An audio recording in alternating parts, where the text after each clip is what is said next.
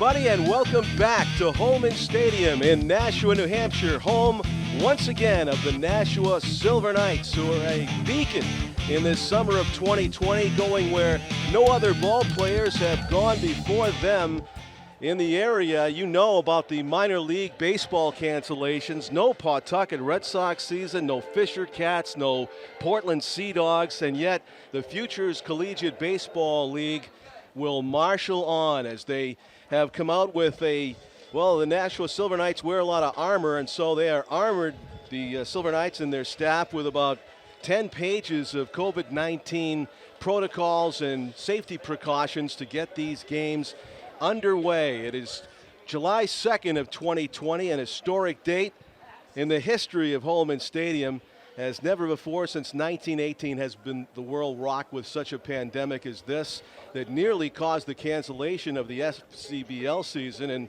also the Major League Baseball season, which has yet to begin. There is a good socially distanced crowd here at Holman Stadium in Nashua, New Hampshire. Good tickets are still available and seating as the staff do their best to keep everybody at a safe distance from one another as they can enjoy baseball. It's going to be the Nashua Silver Knights hosting the North Shore Navigators on what is a beautiful night for baseball. It's in the upper 80s, nothing but sunshine here at Holman Stadium. I'm John Collins. We'll be joined by Tom King shortly. Understand that the mayor of Nashua, Jim Donchis, is about to throw out the first pitch, and we're glad to have you joining us here streaming live if you're watching it on July 2nd of 2020. You know, they say that hindsight is 2020. Well, hindsight's about the only G-rated word that we will use to describe 2020 once we get a few years beyond this one. It has been tough. It is great to see baseball about to be played here at Holman Stadium. I could see that Al St. Louis is down on the first base sideline. He's getting ready to sing yet another national anthem. I'm sure it's the first one he's done at a sporting event in quite a while. It's probably been his biggest break in years for Al St. Louis. It is our first summer baseball season, our first events really here at Holman Stadium without Bob Bates, our legendary public address announcer, passing away during the pandemic, and unfortunately not able to attend any funeral, although there may be some kind of memorial for Bob at a later date. The New York Yankees, of course, had Bob Shepard, who was known as the voice of God at Yankee Stadium, and Bob Bates was the voice of God at both Holman Stadium and Stellos for Nashua sports fans of all ages now, as they grew up listening to Bob announcing the games from the PA at Holman and Stellos. So we will miss Bob dearly. If there's one season that he probably wouldn't mind missing out of, 70 that he did, it would be this one. But we are going to make the most of it. And this is the only ticket in town. It's very exciting, actually, to be watching baseball in this season where you thought maybe it would just not happen. There is also, I noticed, a youth league baseball game going on at the Amherst Street School, which was nice to see. I actually stopped and watched the pitcher in the bullpen for a minute, taking some warm-up tosses. And actually, he looks like a future FCBLer. Perfect pitcher body, and he was throwing gas. It was just nice to watch an actual baseball player in a uniform in a bullpen throwing here in the summer of 2020. So we have our first pitches, and the game is about to begin here at Holman Stadium. Great job. I believe the central figure was the mayor. That was Mayor Jim Donchis. Now for the starting lineup for the North Shore. It's tough to tell. Who was that masked man? Nick Caggiano, of course, on the right. Number 11, Sal. Okay. Cam Cook, the general manager for the 2020 season. What a trial by fire he is undergoing. It's his first year, right, as the GM here? Cam Cook, was it last year? So we're going to be joined by our resident historian shortly, Tom King. Cody Morsetti. Ladies and gentlemen, over the past year, the Nashua Silver Knights family lost a dear friend to our organization in Bob Bates. Bob was a true fan of the game of baseball, the voice of Nashua, and a proud supporter of all sports in the community. In honor of his memory, we ask that you rise and join us in recognizing a moment of silence.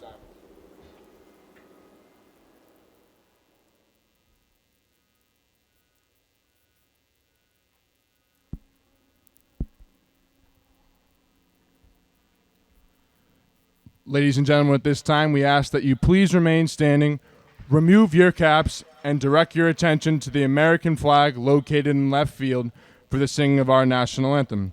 Singing the anthem tonight is a world record holder for the most national anthems sung in 1 year with 500 performances. Please welcome from Nashua, New Hampshire, Al St. Louis.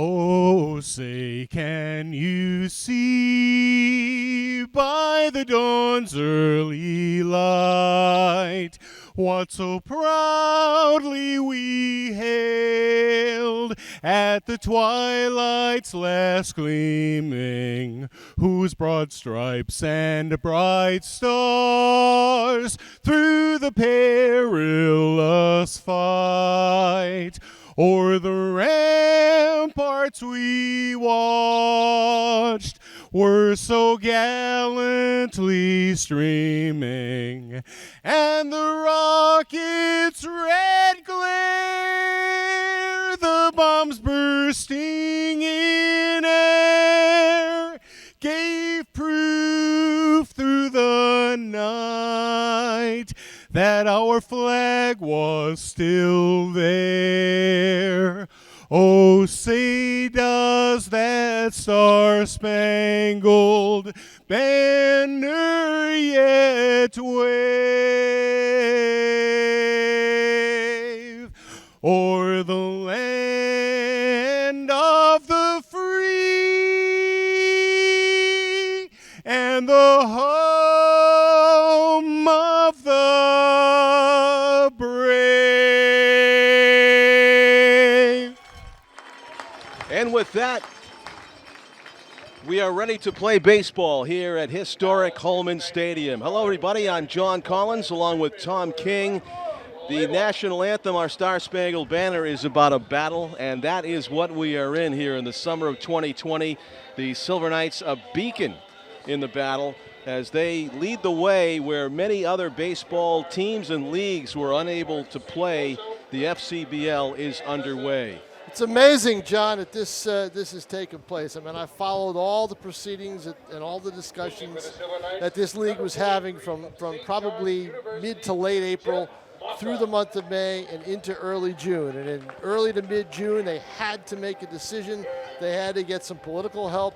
They got both, and here we are. I mean, would you have thought this, John, about 6 weeks ago? I would have bet everything that it wouldn't have happened, and I'm glad it did. I'm glad I'm wrong, but I am surprised to be here. Tom, you're in a different room right now, and I know you're going to make a joke about you prefer it that way. In other words, you know what? I think after this season's over, we can leave the Tom King room for social distancing up. I think, you know, it fits with the Tom Pound, with your press box here. John, I went on a Boston radio show with my good friend Christian Arcan on the phone back in April on 98.5, the Sports Hub, and he introduced me as the only man left in New England who really didn't know there was a quarantine. That's great. So, I mean, it's great. You know, I've got my fortress of solitude here, and I've got one at home, too, and that's the way it's going to be, you know? Yeah. So, I mean, this is going to be interesting. John, the one thing you've got to keep in mind with this league this year is because, as you said, everybody else has canceled out, the players maybe that would have been on the Cape, that would have been in the NECBL, that would have been in a couple of New York State leagues, that would have been in other leagues around the country, are here, because it's one of the few that is playing. And they got an abbreviated schedule, but the talent in this league is through the roof. And we'll see how baseball may be a little sloppy to start because they haven't played all spring, but we'll see how it goes. Jeff Mousseau is the starting pitcher for Nashua, Tom, as he goes up against Sal Freelick, the center fielder for North Shore. What do you know about Jeff Mousseau? Mousseau, John, was with this team 2 years ago. And he was from First he's pitch from swinging. Bedford. This is trouble. Frelick goes the other way deep, and it one hops the brick wall. He's into second easily. He's thinking about three, but it's a short porch out there. And the Silver Knights left fielder gets it back in quickly. Jared Dupier had no chance to catch it. It almost snuck out of here on the first pitch of the season. Inside-out swing at a looked like a changeup. Didn't look like a fastball to me, and he just knuckled it out there. The thing is, John Mossau had Tommy John surgery. 2 years ago, he felt his elbow go when he was pitching for the Silver Knights. Had Tommy John surgery, rehabbed, and didn't really pitch much last spring. And this spring, he got in a few games. And it pitched a little bit in the fall as well. So he's just really getting back into pitching shape right now. RBI opportunity with nobody out in the top of the first inning for the North Shore Navigators with Ben McGlary, the right fielder up there. He's a right-handed batter. Leadoff double by Sal Frelick. A beautiful night for baseball here at Holman Stadium in the upper 80s and no clouds in the sky. In the upper 80s is about where Mossau throws, and he guns that one at 90 on the inside corner. Great pitch to make it 1-1. Scoreboard working here at Holman Stadium. There is a helicopter hovering overhead, probably taking in the only baseball game in town or in New England right now. Who knows? Not counting the Youth League game that's out here at Amherst Street right now. That's inside. Good job of blocking that ball by the Silver Knights catcher. That is Dylan Jones behind the plate. Might be a Boston News Channel. Cameraman Jim McLean to my right. Pete Johnson, our executive producer, to my left.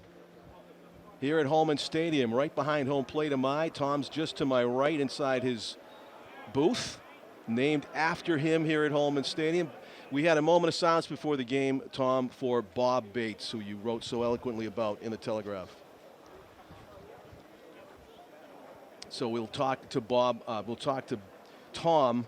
We can always talk to Bob in our prayers, but we'll talk to Tom about Bob coming up in the telecast. Inside out swing again. This goes foul off the bat of Ben McGlary as he battles on the inside fastball from Mossau. 3-2, full count. First base is empty. Mossau really not pitching around McGlary so much. He wants to get that crucial first out of the inning. The 3-2 is on the way.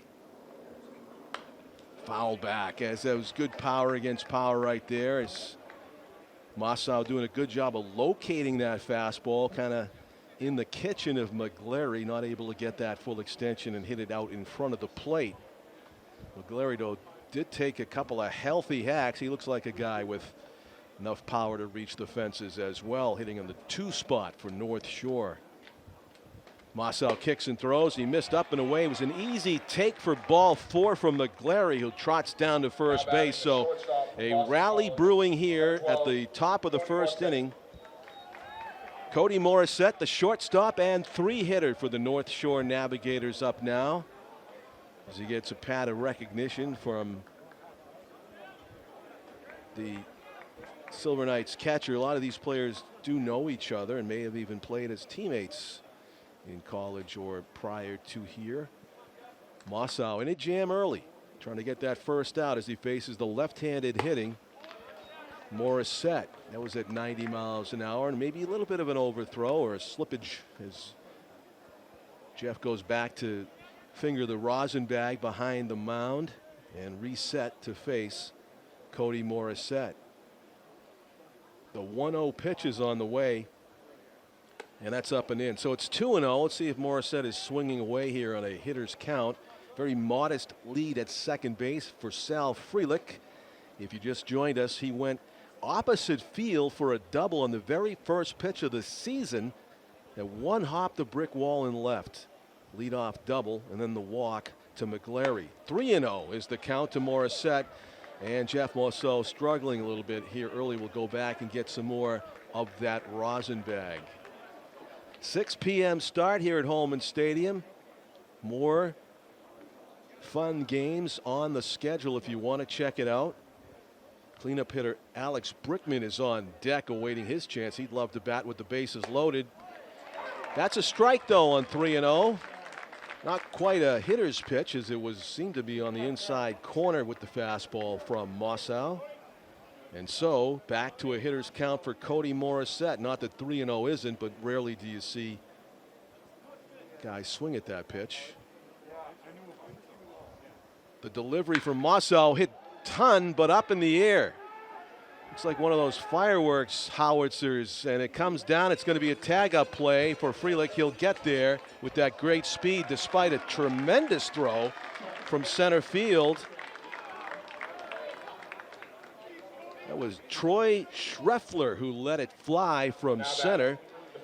Schreffler has a great arm, but he might be thinking, hey, maybe I should have thrown it to second base to keep the double play in order, as the trail runner also tagged up and made it to second. I don't know if he would have gotten a pickle had Schreffler changed it up and thrown to second. He would have easily got the trail runner McLary, who used the element of surprise to sneak into scoring position. So good base running by the Navigators. And the jam continues for Mossow, who throws his best pitch of the game to the cleanup batter Brickman. That had the outside corner at the knees with some tail on it. Brickman was not going to jump at that on the first offering, so he had watched from the on-deck circle as Mossow struggled a bit with his control, and then he sees a pitcher's pitch right away. That one is on the outside corner on the upper part of the strike zone. So painting the outside edge of the plate is Mossow, and he's got an 0-2 count on Brickman with first base empty. You could say he's pitching around the cleanup hitter a bit, but he's catching the edge of the plate while doing so. The 0-2 pitch on the way, as we see Dylan Jones set up over that outside corner again, but that's an easy take for Brickman for ball one.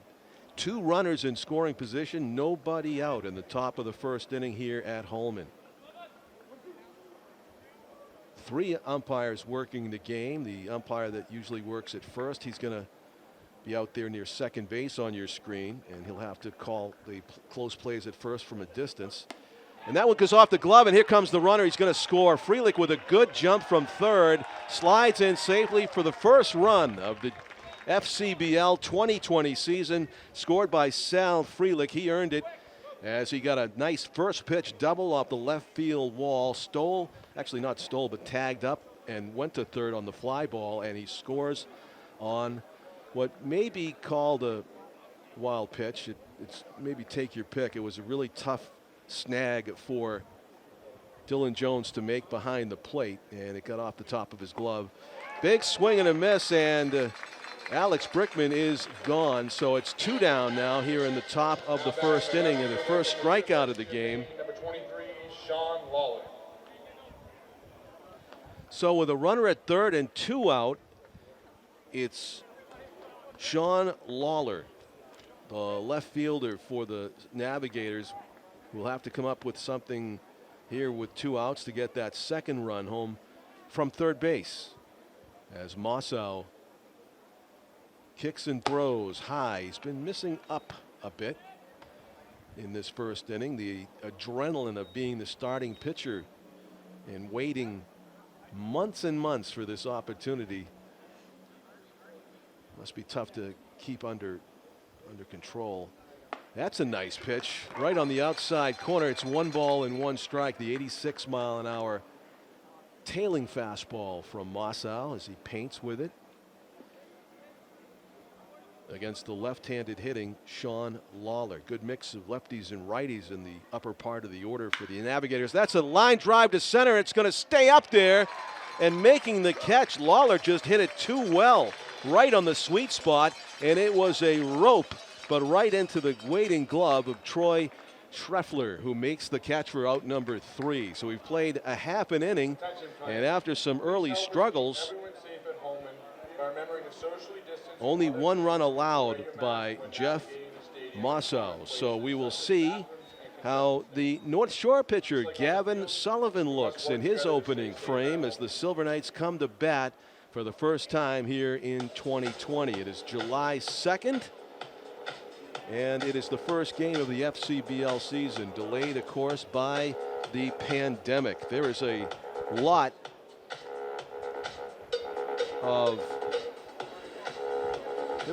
of course, cautionary regulations that we must navigate to play baseball, and the Silver Knights appear to have taken care of and thought of everything, including in how they handle the seating and the concessions. And we say credit to you, Cam Cook, and your staff for getting it done and getting baseball played in the most challenging of conditions here in 2020 at Holman Stadium. So the Silver Knights will be sending Luke Beckstein, Jared Dupere, and Dominic Keegan up 1-2-3 here in the top of the first inning. And if any of those reach, Nick Chomsky will get a chance to bat. I got a copy from Pete Johnson and Cam Cook of the Silver Knights procedures that they will undergo here to get these games in.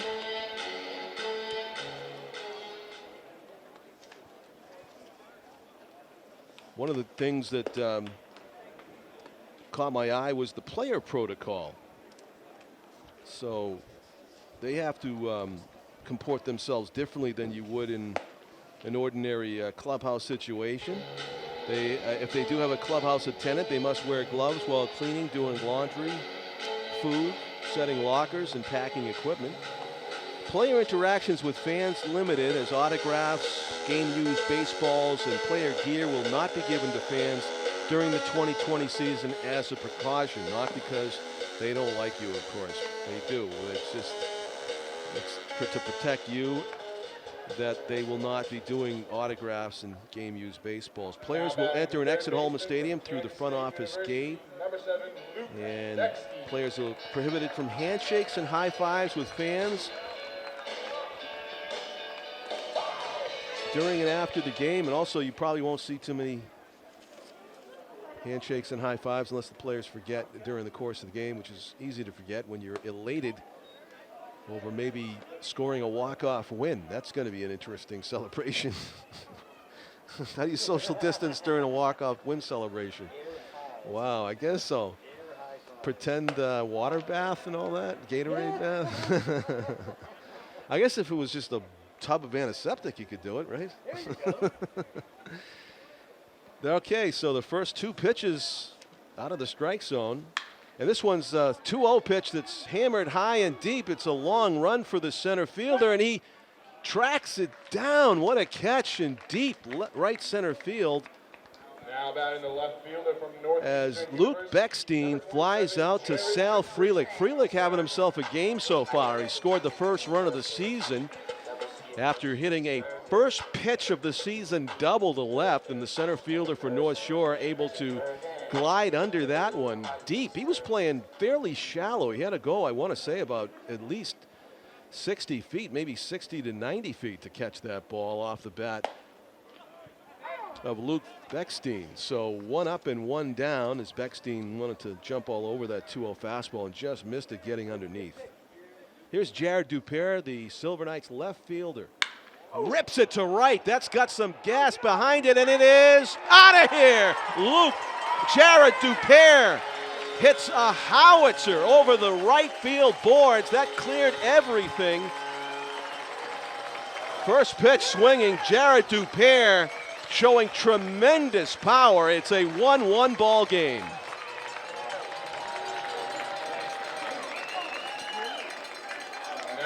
What a shot that was.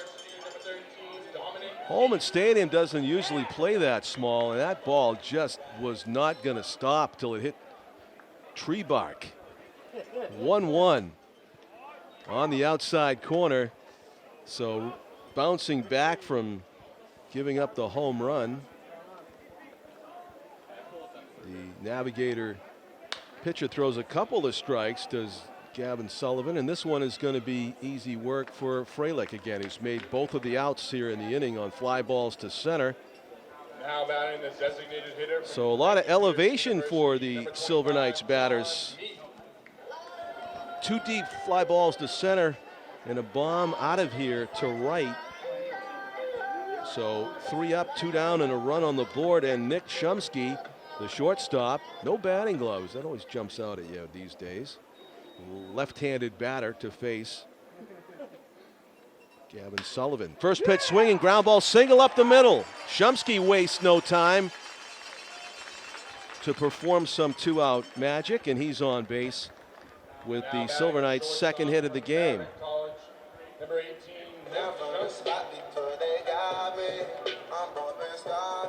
Ben Rounds, the right fielder for the Silver Knights. The 5-hitter getting a chance to bat here in the bottom of the first inning. A 1-1 ball game. We have seen some eye-opening offense here early from both teams. Playing some long ball, one hopping the wall, way over everything to right, some deep flyouts. Curveball stays up to Silver Knights. Ben Rounds, the right fielder. On deck is Dylan Jones, the catcher. Love to get a chance to hit here with 2 outs. The 1-0 pitch on the way. Rounds has to do the limbo to get away from that one underneath the chin. And it's 2 balls and no strikes. So I believe that the pitcher, Gavin Sullivan, has thrown 3 balls in the strike zone. They've all been struck. This one is 2, but it's going to slice foul. So he's thrown 4 balls in the strike zone. I've got a fly ball to center on a 2-0 pitch, a home run on the first pitch that Jared Dupere saw to right, a ground ball, another fly ball to center, Dominic Keegan, and then Shumsky, first pitch swinging ground ball up the middle. So Silver Knights are coming out of the dugout swinging. And that foul tipped into the mitt. So it's a 2-2 count on Ben Rounds.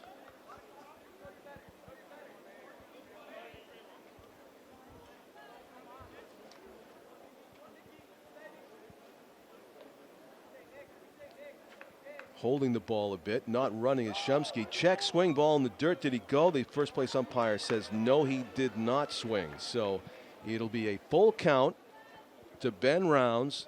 Shumsky at first base will be running on this pitch. 3 balls and 2 strikes with 2 outs. As long as he makes sure that Sullivan goes to the plate. Doesn't try to trick him. Holding the ball. There he goes. There's the pitch, and it misses. So it's first and second with 2 outs for Dylan Jones. That was an easy take for Ben Rounds for ball 4. Both pitchers for the Silver Knights and the Navigators have walked the batter now. I haven't mentioned Kyle Jackson's name yet, the manager of the Silver Knights. Congratulations to Kyle. He was the pitching coach here for the Silver Knights for many years. His debut season, a most challenging one. And I've been reading about him in Tom King's articles as well. He seems like just an excellent choice for the job. Of course, the Alvern High School star from Litchfield, who was drafted by the Boston Red Sox and got up to the AAA, AA levels. I got to interview him back when he was a draftee down in the Fort Myers Players Complex. Dwight Evans pointed him out to me after I asked Dwight in the concourse, do you know where I could find Kyle Jackson on that list? And he had 2 number 89s. It was like that was how many players were in the Red Sox complex. It was like 180. So he pointed him out to me. He says, over there, he'd be shagging 5 balls right now during batting practice. And that's where Kyle was. And I talked to him after he came off the field. And that was before the Red Sox won the World Series in 2004. His goal was to help him win it. And maybe in a small part he did help him, you know. But he was in the organization when that happened. That was the day before A-Rod joined the Yankees, and he had already joined the Yankees, but he played against the Red Sox at old City of Palms Park where they had their spring training before. Look out, foul back to the screen, and Kyle Jackson was down the street from the City of Palms Park and the Red Sox Player Development Complex, which they've ceded to the city of Fort Myers, as they've, of course, got that beautiful new place at JetBlue. And Kyle Jackson knows his baseball. He has played it his whole life. His dad was a coach for many years. Ground ball over the mound. This could be the last out of the inning, and it is, as the Navigators' second baseman makes the play for the third out of the inning as they retire Dylan Jones on the ground ball to second. So it is 1 run for each team. The offenses making life difficult for the starting pitchers tonight for both teams.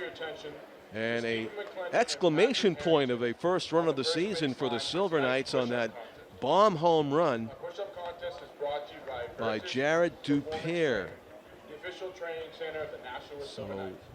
Located right here in Nashua. Fun to be here and doing baseball once again at Holman Stadium. Now let's see how many push-ups our players can do in 30 seconds. We're going to have push-ups in 30 seconds. Push-up challenge. Hope they're not pitching tonight. I lost count already. I think our guy to the nearest is already like to 12, 13, 14, 15, 16. Those are good push-ups. 17, 18, 19, 20, 21, 22, 23, 24, 25, 26, 27, 28, 29, 30, 31, 32, 33, 24, 25, 26, 27, 38, 39, 40, 41, 42, 43. Still going. You know, that's an unofficial count, though. I guess you just have to make up your own mind who won. I think it was that dude that kept pushing to the end there. And I'll get number 43, right? Is that what I had? 30 something? Oh, sorry, apologies. Can't read the number. 33? 33. Yeah, I think it is. We'll get that. We'll get the name of that player. He's very fit. A lot of these guys are. I mean, look at this start to this game. There's some athletes out on this field. Now batting number 7, Logan Bravo. So leading off for the Navigators in the top of the second inning will be Logan Bravo. Strike one to Logan, who plays third base. It's Logan Bravo, Peter Burns, and Jake McElroy, the designated hitter, due up for the Navigators in this inning. Potent lineup as the DH is batting 8th.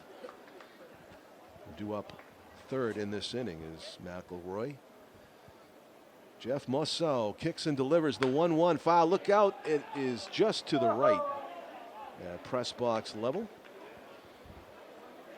1-2 is the count. I saw a story that the Oakland A's are selling to the fans cardboard cutouts of themselves that they can put as fans. Have you seen this? No.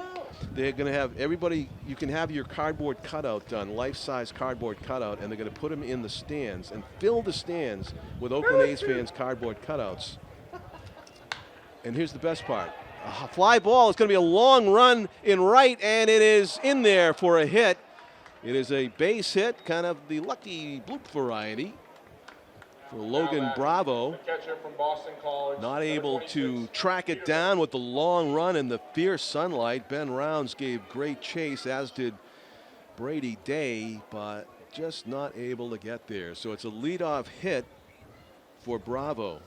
If a foul ball hits your cardboard cutout, they will send you the baseball. Oh, They're going to so stare. Isn't that awesome. pretty good? Yeah. So it's like you're a lottery, you know, and you can't reach for the ball, obviously. It's got to be luck. It's got to hit you, and it won't even hurt. It won't even hurt. And I guess your name and address is on the back of your cardboard cutout so that the staff of the Oakland A's can figure it out. And everybody wants their team to do that and copy that now. I think it's a great idea. I agree. On the outside corner, no, it missed. And I think Jeff Mosso wanted that call as he's been painting so far tonight and getting that. Actually, I saw Dylan Jones turn around and ask the umpire a little bit about it. How far outside was that? Now it's 2-0 now to Peter Burns. Rips it to center. That one skips past the second base bag into the outfield for hit number 2 in this inning. So the Navigators have also come out of their dugout swinging, and they have two Jake McElroy. batters aboard for the DH. Jake McElroy, right-handed hitter in the 8th spot in the order, has a great opportunity here for his first at-bat of the season. 2 on and nobody out. And Jeff Mossow checking the runner and coming to the plate. Ripped to right. It's got a rope on it, and it is caught. What a throw. And it is going to be just not in time. Good speed by Bravo, the lead runner. The trail runner elected not to go, which was probably a good idea. They could have cut that off and got him. But very similar start to the second inning as we saw in the first inning. The first two batters get aboard. It's first and second with nobody out, and you see a fly ball to the outfield in which the lead runner tags up. The difference is the trail runner is still at first base, keeping the double play in order. What a nice throw by Ben Rounds, the right fielder there, and 2 hops right to the base. And if Bravo didn't have good foot speed, he would have been out. 1 out, first and third situation, and here's the pitch inside. Oh, inside corner. Nice job. That looked like the one he called the ball earlier. It is strike 1 to Jonathan Luters, the second baseman, batting in the 9th spot in the order with an RBI opportunity in his first at-bat of the season. The 0-1 pitch on the way from Mossow, and he was bluffed to bunt it. Looked like it was right down the middle. It must have been low. 1 ball and 1 strike. Luters pulled the bat back. I don't know if that was a bluff bunt or not. Bravo doesn't have much of a lead at third base. It was not a suicide, of course, because he would have been coming. Kicks and throws and misses up and away. So it's 2 balls and 1 strike. 85 on the gun there for Jeff Mossow, who has touched 90 several times already in this game. We're in the top of the second inning. It's a 1-1 contest, tied up at 1 each. A home run by Jared Dupere on the first pitch he saw in this season, just exploding off his bat, and was still rising when it went over the rear boards, the billboards here in right field. Bunts it back towards the mound. It's a safety squeeze, and it's going to get the runner to second but not score the run from third. So Luters does go with the sacrifice bunt, but he only gets the trail runner to second base. Center fielder from Boston College, So number 11, Sal Frelick. the Navigators give up an out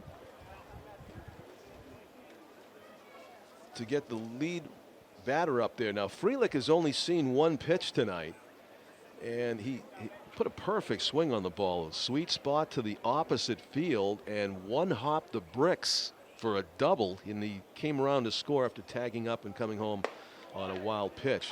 That's at the top of the zone inside as Frelick took that for a strike. So key at bat here. You got a very good hitter at the plate. First base is empty. 1-1 game, and there are 2 outs. So many things could happen in this situation.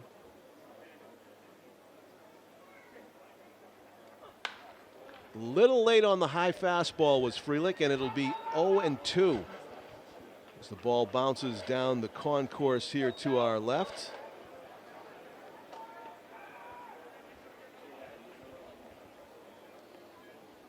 So Frelick in the hole, 0-2. Mossow not pitching around the Navigator center fielder in this situation. Second and third. Nobody aboard at first. Outfield for the Silver Knights, shading Frelick toward left center, and he hits a line drive base hit to center. It's going to score 2. A clutch hit by Frelick, who's having himself a game. He's going to go to second on the throw home. And Sal Frelick, who's made a beautiful catch in center field and has himself a double and a single and 2 runs batted in and a run scored. So he is filling up the box score early in the 2020 season. A 2-out single to center for Frelick, and I'm sure Jeff Mossow would like to have that pitch back. He had 2 strikes on the batter, and Frelick was able to serve it right back from where it came. It was a pitch that looked to be down the middle, and he hit it squarely. Good block by Dylan Jones behind the plate. So it's a 3-1 lead for the Navigators here, top of the second inning. That was the second hit of the game for Freelick, 4th overall for the Navigators. They started off the inning with a high fly that found its way into no man's land down the right field line off of the bat of Logan Bravo. Peter Burns also singled, and both of those runners eventually scored. And we will have a mound visit now for the Silver Knights.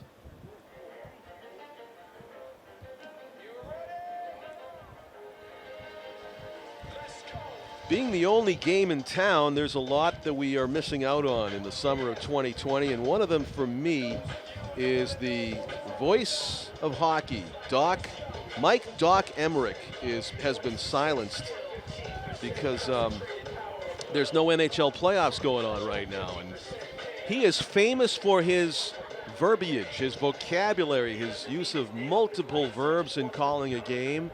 Mike Doc Emmerich, in fact, I see that from one of his games in 2014, he used 153 different verbs, and I thought to honor Mike Emmerich, maybe we could work a few of his signature verbs into this game.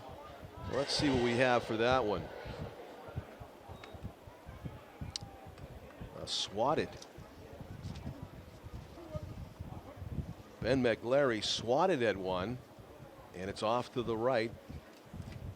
Foul play. Pitched is one of his verbs. Pitched by Mossau and swung on and missed by McGlarry, who walked his first time up. So it's a 2-2 count to the Navigators' right fielder, Ben McGlarry. 2 balls, 2 strikes, 2 outs, and a man on second. With the 2-hitter up there, McGlarry. Ground ball at the short second baseman. Up with it and on to first. And that is the 3rd out of the inning. So 2 runs allowed by Jeff Mossau as we go to the bottom of the 2nd. The Navigators lead it 3-1.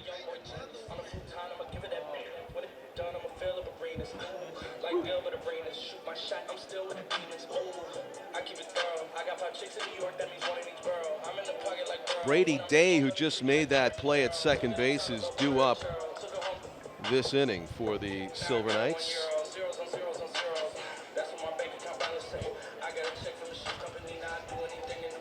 Silver Knights had 6 batters come to the plate in the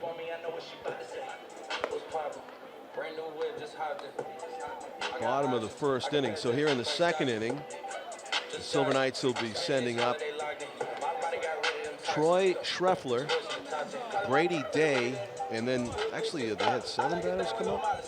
Let's see. Yeah, so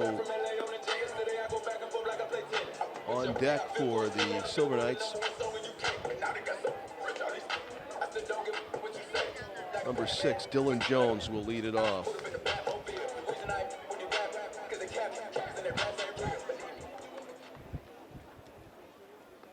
Now batting the catcher from Franklin Pierce University, number 6, Dylan Jones. Dylan Jones, the Silver Knights catcher, plays for Franklin Pierce University, batting for the first time tonight in the 6th spot in the order. The Silver Knights sent 5 batters to the plate in the 1st inning, and one of them, Jared Dupere, homered to right on the first pitch he saw, and it was a no-doubter. That was the Silver Knights' run so far. They're looking for more here in the bottom 2nd. 1 ball and no strikes. Fisted foul to the right and into the stands. 1-1 is the count on Silver Knights catcher Dylan Jones. Gavin Sullivan working off the far first base side of the rubber, bends one over the inside corner low for a strike right at the knees, and it's 1 ball and 2 strikes now on Dylan. sun definitely a factor for the guys on the right side of the field as it goes down here at Holman. One of the longer days of the year here in early July, so most of this game will be played in daylight, although I'm sure they put the lights on at some point. They almost look like they're on right now. They are on right now. Fisted foul. So battling with 2 strikes.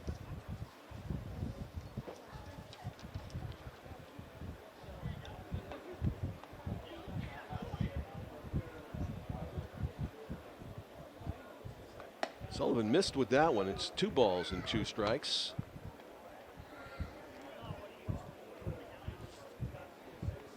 Doc Emmerich finessed, guided, grabbed, dished, and blasted.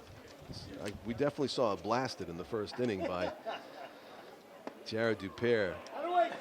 Jackknifes out of the way of that one. I don't think I saw jackknifes in the list, but that is what Dylan Jones did there to work the count full. So it's a full count to the leadoff batter for the Silver Knights here in the bottom of the 2nd inning. As Gavin Sullivan kicks and throws, it's a soft liner, gloved by the 3rd baseman. There's another one, Doc Emmerich, gloved. And it's a 1 up, 1 down. Bottom of the 2nd for the Silver Knights.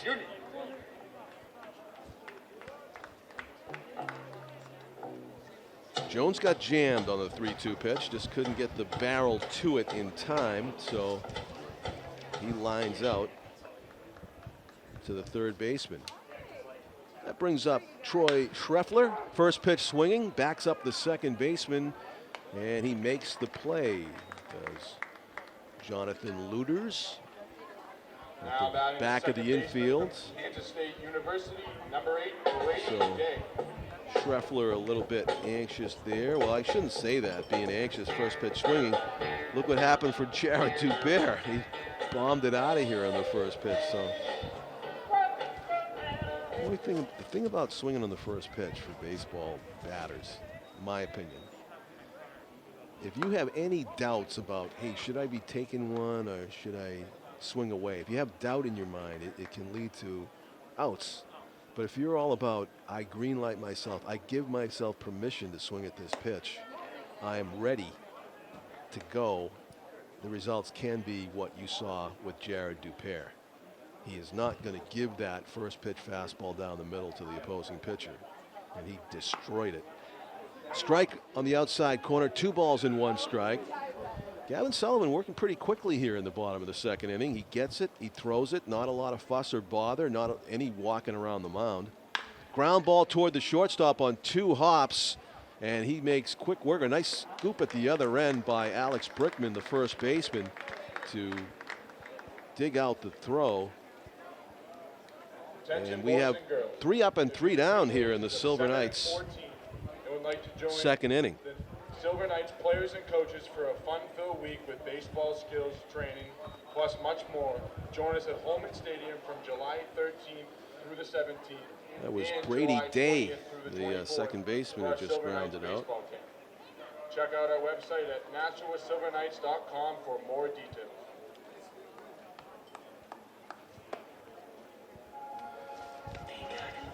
So to the top of the 3rd we go. It's a 3-1 North Shore Navigators lead here at Historic Holman Stadium. It is July 2 of 2020, the inaugural game of the 2020 season that almost wasn't, as so many other baseball leagues were forced to cancel, professional sports leagues in general forced to cancel.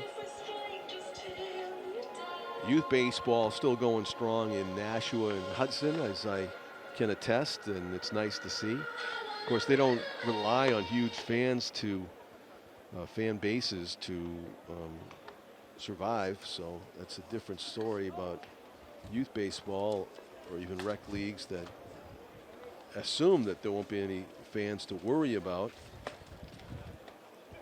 and social distancing is just among the players and umpires on the field, easier to control. So back to the plate come the Navigators, looking for more runs. They got 1 in the 1st and 2 in the 2nd, and hopefully the pattern doesn't continue here in the 3rd. Jeff Musseau kicks and delivers to Cody Morissette, the 3-hitter in the order.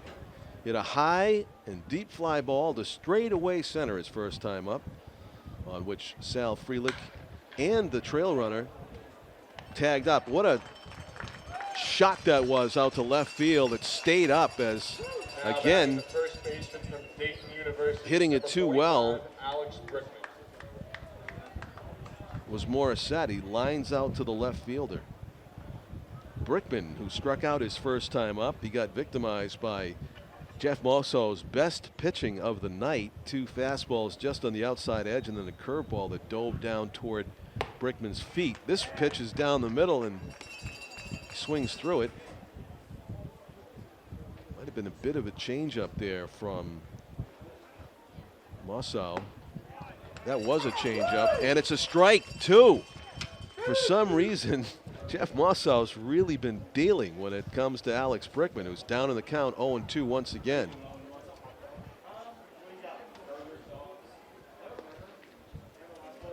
The kick and the throw, and it's in the dirt. Did he go? No, says the first base umpire. The catcher didn't ask. The Silver Knights didn't ask the umpire. He just thought he would check on his own, and he finds out dog is good. Thank you.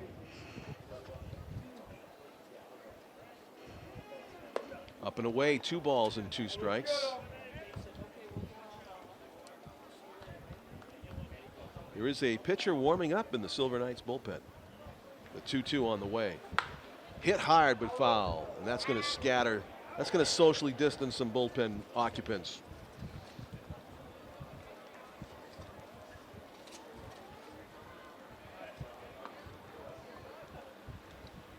We'll do the 2-2 again. That was foul back to the screen. So it's been quite a battle between Alex Brickman, your powerfully built right-handed batter, and Jeff Musseau, a lanky lefty. Misses outside. We've gone full. 3 balls and 2 strikes here with 1 out in the 3rd inning in a 3-1 ball game. The Navigators from North Shore in the dark gray visitor uniforms leading by 2 runs early. High pop to our right, another foul ball out of play, and Musseau will reload. Interesting, the radar gun is pretty sensitive. It picked up the throw back to the pitcher was at 34 miles an hour. The 3-2 on the way, and it's in the dirt, and a well-earned walk for Brickman. He had to fight off some tough pitches, and he's aboard with 1 out. Here in the 3rd. Now batting the left fielder from the University of Maine, number 23, Sean Lawler. Sean Lawler up there now, left-handed batter. Lined out to the center fielder, and I mean a line shot his first time up. For the 3rd out of the 1st inning. He's up here in the 3rd with 1 out and 1 on. That's a strike called over the outer edge, about letter high to Lawler. Alex Brickman does not appear to be a threat to run at first base, but everybody's young, so you never know. Fakes to go. That one misses high, and it's 1 ball and 1 strike. Jeff Musseau, left-handed pitcher, able to stare down the runner too. It's always intimidating to run against the lefty, especially if you don't know what he's got for a move over there. Kicks and throws, inside out swing, lazy fly ball, long run for the left fielder. Able to make the play was Jared Dupere. Dupere gets it back in. So 2 outs. Runner forced to hold at first, and now batting the 3rd baseman here from comes Harvard University, Logan 7, Bravo. Logan Bravo. Bravo hit a fly ball to short right field his first time up, and it fell in there for a hit. We're going to have a pitching change, it appears, as a new pitcher trotting in from the right field bullpen. Getting 2 2/3 innings under his belt here in 2020 as Jeff Musseau gets a nice hand coming off the field. Might have been a victim of some hard, tough luck there in that 2nd inning when gave up a couple of leadoff hits, and those runners ended up scoring. So new pitcher into the game for the Silver Knights. Now pitching for your Silver Knights, number 48 from Wheaton College, Griffin Young. Griffin Young, number 48 from Wheaton College.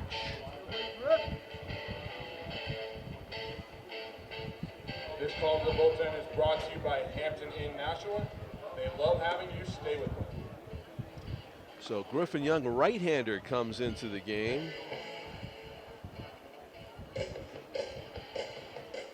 Hey,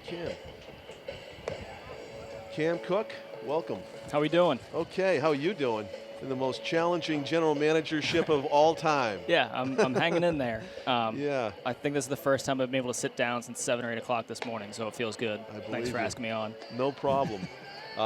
Your audience is the Nashua Silver Knights fan base right now, who I'm sure they're thrilled to see that there is an opportunity to watch baseball, live baseball, where so many leagues have canceled. We were mentioning the Fisher Cats and the Sea Dogs and the Paw Sox. You're the only ticket in town. I think outside of the FCBL, we're the only ticket up until like South Carolina. Amazing. So that's a double-edged sword, right? Because there's a reason you're the only ticket in town, and that's the challenge, right? Yep. Yeah, and it's been a lot, but we've been very lucky to have the city of Nashua and the Division of Public Health very much on our side and in our corner to make sure everything's happening. Even right up until today, they were checking things out and making sure we're within all the guidelines we need to be. So with 1 out and 1 on here in the third inning, Logan Bravo will get to face Griffin Young newly into the game as he throws it to the backstop. You got that springy netting that launches the ball like a pitch back in your backyard all the way toward first base, down to second base. With 2 outs goes Brickman. What would you like to tell the fans? I know you guys are active online to try to attract fans in and assure them that the social distancing guidelines are being taken care of.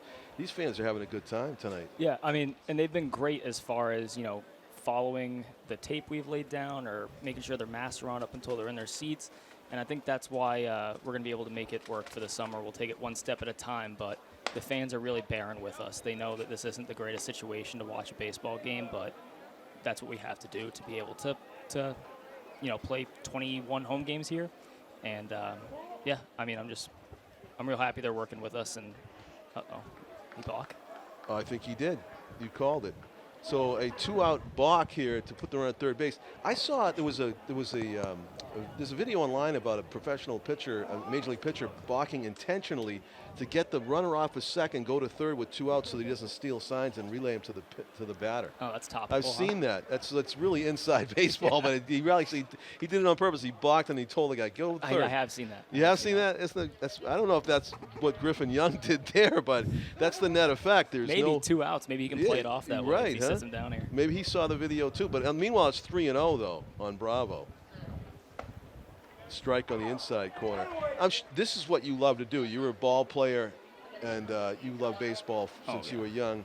But this is what you haven't even. This is the last thing you get to think about, the actual playing of the games, right? As the general manager. Yeah, I was lucky. I saw Dupree's home run earlier. That thing was tagged. Wasn't it? Yeah, I think I heard it. He made the park look small. High fly to center field, and it looks like Dupree is going to make the catch. It's his night. Yeah. 3 outs. Have a day, Dupe. So Cam, before you go, any message to the fans? You want to welcome them down here? Yeah. How many games you got? So we have 20 openings, 21 games. We'll have a doubleheader. I think it's we moved it from August 2nd to Saturday, July 25th.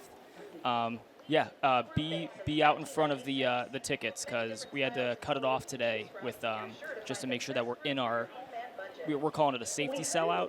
We're allotted a certain amount in the ballpark, and we try to cut it off just short of that to make sure that we're operationally sound and can keep everything clean and keep everyone distanced. So if you want to come out to a game, tickets are online on our website, NashuaSilverKnights.com. You can always call into the office. Katie and I basically live there at this point, and we'll always take care of you. But don't rely too heavily on the walk-up for this season. Especially on nice weather nights like this, you're probably going to have those safety sellouts a lot. Yeah. I mean, it's funny. We told people, hey, we're sold out for tonight, and they're like, great, just give us a ticket for tomorrow. So I'm sure we're going to have the same problem tomorrow, but it's a good problem to have. All right. Hope you can get some sleep one of these days. Yeah. Cam Cook, it was a pleasure having you on. Thanks and for having come me. back the next time we do a game, too. Sounds okay? good. Sounds Thank good, you. guys. Cam Cook, the general manager of the Nashua Silver Knights, who's got one of the most challenging jobs in baseball right now, because a lot of teams are just dormant, but not the Silver Knights. They are battling through the pandemic and having ball games and having fans and safety sellouts galore, no doubt, in the 20-game schedule that they are underway with. So Bravo flied out to center to end the Navigators' third inning. The Navigators, number And 34, to the bottom three we go. from Northern Essex Community College. And a new pitcher into the game for North Shore as well. I heard North Shore Community College. Did I? I think I heard that for the pitcher. I missed the name of the pitcher. I need to find it out.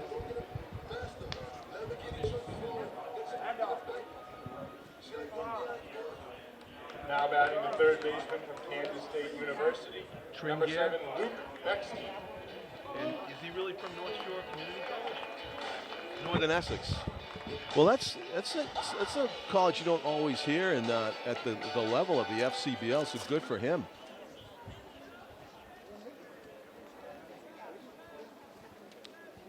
As the Navigators try to hold the Silver Knights to where they are, and good move by Brickman. He showed some hops there for the big man that he is at first base. Was able to catch that in foul territory. University, number 27, Jared Dupree. Jared Dupree saw one pitch in the season so far, and he hit an absolute rocket out of here for a home run to right. Let's see what happens here. That was Luke Beckstein that was retired on the lazy liner to the first baseman. One up, one down, and a check swing. He did go, said the home plate umpire. Strike one to Dupere, who was ready to swing on the first pitch again, but he didn't really like it. It was up and away, probably ball one, but he could not check his swing in time. The 0-1 pitch is on the way to Dupree. Hard hit, but right at the second baseman. And Luters gobbles it up, throws it to Brickman for out number 2 here in the third inning. Now batting the first baseman from Vanderbilt University. Todd Tringale is the pitcher, 6'2", 185 from Northern Essex University. He lives in Saugus, Mass, or he's from Saugus. And he'll be a freshman at Northern Essex Community College. So he's a young guy and has gotten a couple outs here early in the third inning as he works to the 3-hitter in the order, Dominic Keegan, the Silver Knights first baseman. There's 3 pitchers from Franklin Pierce on the North Shore Navigators. Only one from Northern Essex Community College, and that's this young man right here, Todd Tringale, as he works to Dominic Keegan. Keegan flied out to center, his first time up, battling with 2 outs and nobody on here in the third. Swings over the top of that pitch, just tied him up inside. Looked like it might have been some kind of a split a fastball or just a fastball. Was registered at 88 on the radar gun from Tringale. And the 2-1 is on the way. They set up inside and low again. He missed out over the plate. 2 balls and 2 strikes. Kind of missed his spot, but no offering from Keegan there. Clearly a strike over the heart of the plate. 2-2 is the count with 2 outs here in the third inning. A bender, strike 3. Looked like a 78-mile-an-hour curveball or slider there from Tringale, and he does the job. A 1-2-3 inning. The Silver Knights go down in order. Still got that Nashua pride in the back of my mind, Pete.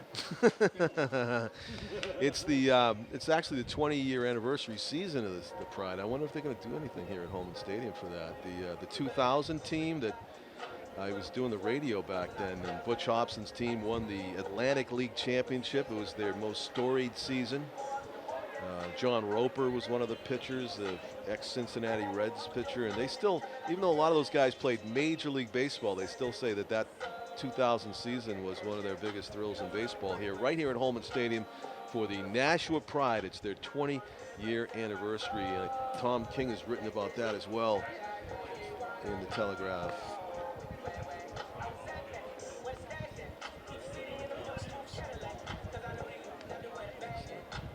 So we have a pitcher right now for the Silver Knights, number 48, Griffin Young, is 6'4" and 215 pounds. He looks every bit of that. From Dover, New Hampshire. Plays for Wheaton College, where he's about to enter his junior year. And he will be facing Peter Burns, Boston College catcher, coming up here. This should be a good battle. Burns, left-handed hitter. He singled and scored. His first time up, he hit a first pitch right up the middle for a base hit. Came around and scored on the 2-out, 2-run single by Sal Frelick. If anybody reaches in this inning, Frelick will be up for the third time tonight. The leadoff batter for the Navigators has doubled and singled so far, and he's due up fourth in this inning. So here's Burns to face Griffin Young, New Hampshire boy from Dover, and he misses. Nice grab, nice snag there by Dylan Jones behind the plate. See if I can work another Mike Doc Emmerich verb into the inning. Twisted, whistled, and yanked. They look like good baseball words. Skipped. You can say that about a one hopper to first. I don't know about careens. Maybe you take a wide turn when you're running the bases. Careens. Yeah, oh, isn't that caroms? I think that's caroms, but I think usually careens implies something motorized or human in motion. But I could be wrong. Maybe it's an object. No, it's C-A-R-E-E-N. I know caroms is a word we usually use for pucks and baseballs, but Collard, strike on the inside corner. 3 balls and 2 strikes. One of my favorite Doc Emmerich verbs is spirited. Like he's somehow you're in a rush down the ice and one guy passes ahead to the other guys and he says spirited. Off the end of the glove and no play. So I don't know how you're going to score that. It was a comebacker that it. I think you score that a base hit, John. Base hit, I'll go with you, Tom, on that. But it's, they've got a good hitting team. Alex Brickman used to play here briefly for half a season. Yeah. Cody Morissette played here for a full season. There was a lot of bewilderment when he signed with North Shore, but he was told, from what I understand, the roster was full. They had about 38 players at the time. So, he's a lot of Cape League guys who wanted, first or second year Cape League guys who were looking for, who were in the region and wanted to, were from New England. They wanted a place to play, and this is it. So Jake McElroy is up there. He's the designated hitter tonight for the Silver Knights, batting in the 8th spot in the order with 1 on and nobody out. Well, I tell you, John, it's tough out there with a mask on. Isn't it? It really is. Yeah, it's hot. It's hot. So some cloud covers moved in a little bit. It's night sky, John. Night sky. Night sky? Night sky. 7:05 night sky. Yeah. The of course, flag's not a little moving early. much. It's what we should be seeing in August, not early July. Right. McElroy lined out hard to the right fielder his first time up, going the opposite way, but it was an atom ball, so. Pitchers on strict pitch counts tonight.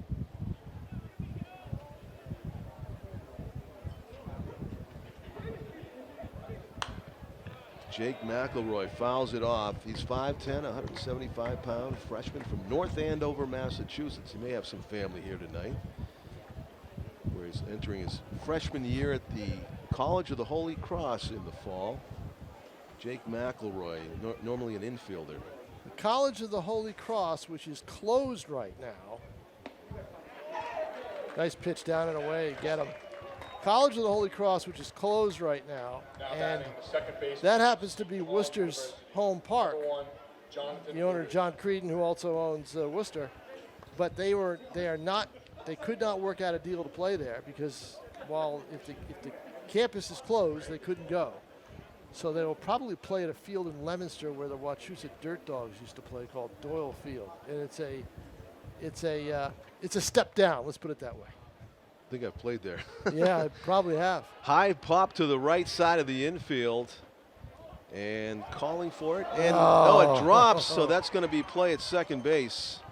It's going to be a force out. Well, that's what you see there is a situation where you have nobody who knows anybody on the team. Yeah. And not used to each other. That's a play where somebody takes charge, the other one backs away, and you make the catch. Now you've played second base. Yeah. So who should that have been? The first baseman or the second baseman's ball. Yep. Okay. Yeah. He's coming from a deeper position in, so he gets to be the trump card in that situation. All right. Plus, it's not really the first baseman should cover the base, because it's deeper than his base, and it's just the second baseman's ball. Right. Yeah.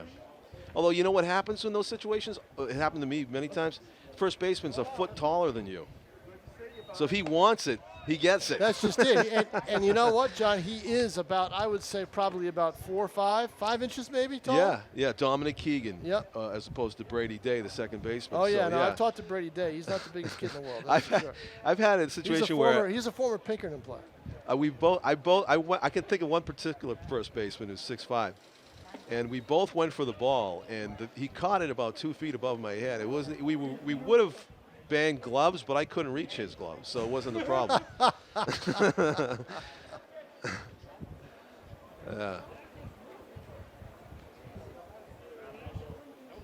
Good crowd tonight. They capped it at 500. By the way, Kelly McCormick is his name, and he is a captain in the Boston Police Department. There you go. Yeah. So 3-0 is the count now. I was going to ask you to comment on that safety squeeze that Luters, he's on first base right now after the fielder's choice, but he tried to bunt with first and third, and he only got the guy to second. And yeah, it was a curious play. It was curious. That's the word for it. I would have tried to steal rather than the bunt. Because there was only one out, and you got the runner at third. Right, if you want to get the runner over to second, they talked about it in the dugout afterwards, but I couldn't pick up what they were saying. If you want to get the runner to second, have him run, have him steal. Yeah, and plus, Tom, you don't bunt it back to the pitcher. You got to angle it, right? Right. Either no doubt about it. Third base. He bunted it right back. And, yeah. Mossau's pretty athletic. Right. He was able to field that ball pretty easily. Talk to me about Jared Dupre's power. Well, I mean, I did a story on him last year, and he basically didn't have that power when he was starting to play, and then he worked out. He bulked up and developed that power over a couple of years at Northeastern, and it's really shown. I mean, he's. Oh, that's trouble. Down the right field line, and you're right, Yep. into the bullpen. Yeah, no, that wasn't as close as we thought because of the angle. And Yeah. I actually have a worse angle than you do, where I am. Yeah, you've seen a lot of games here, Tom, True. and this park doesn't really play small to right, and it was a no-doubter. Right, correct. Yeah. So, but Dupre is he's a quiet kid, but he's a very confident hitter. So we were talking with Cam Cook last inning, and he was general manager of the Silver Knights was telling us it's a safety sellout tonight. Well, that's what that's it. They called it that. They had it on their website, on their social media, on Twitter and everything else. Like I said, they capped it. They announced it probably midday or maybe a little bit earlier, just around noon. Yep. That they were not going to sell any more tickets. They were set. Talking to owner John Creedon, he wanted to keep the crowd manageable for distance, manageable for concessions, manageable for ticket sales, everything. That is the first baseman's ball. He wanted to do that to make it easy on the staff, to make it easy on the fans, and he also knew. Obviously, they're under the watchful eye of the city. They've got to make sure they do everything right. And, as I talked to him, I've been talking to him since late April. And the one thing the one common theme is you take the business model, John, and you toss it out the window. Yeah. They're used to crowds of 3,000 at Worcester, at Hanover Insurance Park, at Fitton Field or Holy Cross. They'll get, maybe 300, 400 people at Doyle Field, if that, So, you take the business model, you toss it out the window, you get through the season, and you move on and hope that things are back to somewhat normal next year. And that's basically what they have to do. It's what the entire league has to do. And the league will earn a lot of bonus points for competing this year and being the only real, collegiate wooden bat league to compete in New England. So that's going to go down, and they'll go down in history, and that'll be something that they can, toot their horn about if they get through the season. Now, don't forget, they've got to get through the season. Can't have any surges. You can't have, if you have, a player test positive, you've got to be able to react to it. You've got, there's so many different things you've got to do. Now, look at, Great. I mean, did you ever think back in April or May that you'd be sitting at Holman Stadium with a crowd of this size? No. No, exactly. I didn't think this about a month ago. No, exactly. No, Yeah. nobody did, Yeah. And I thought there might not be any fans in the stands if they play it. So this is different. And this is going to be something that, we'll have to see how it all works out. So, Todd Tringale actually we have a new pitcher in the game, number 27.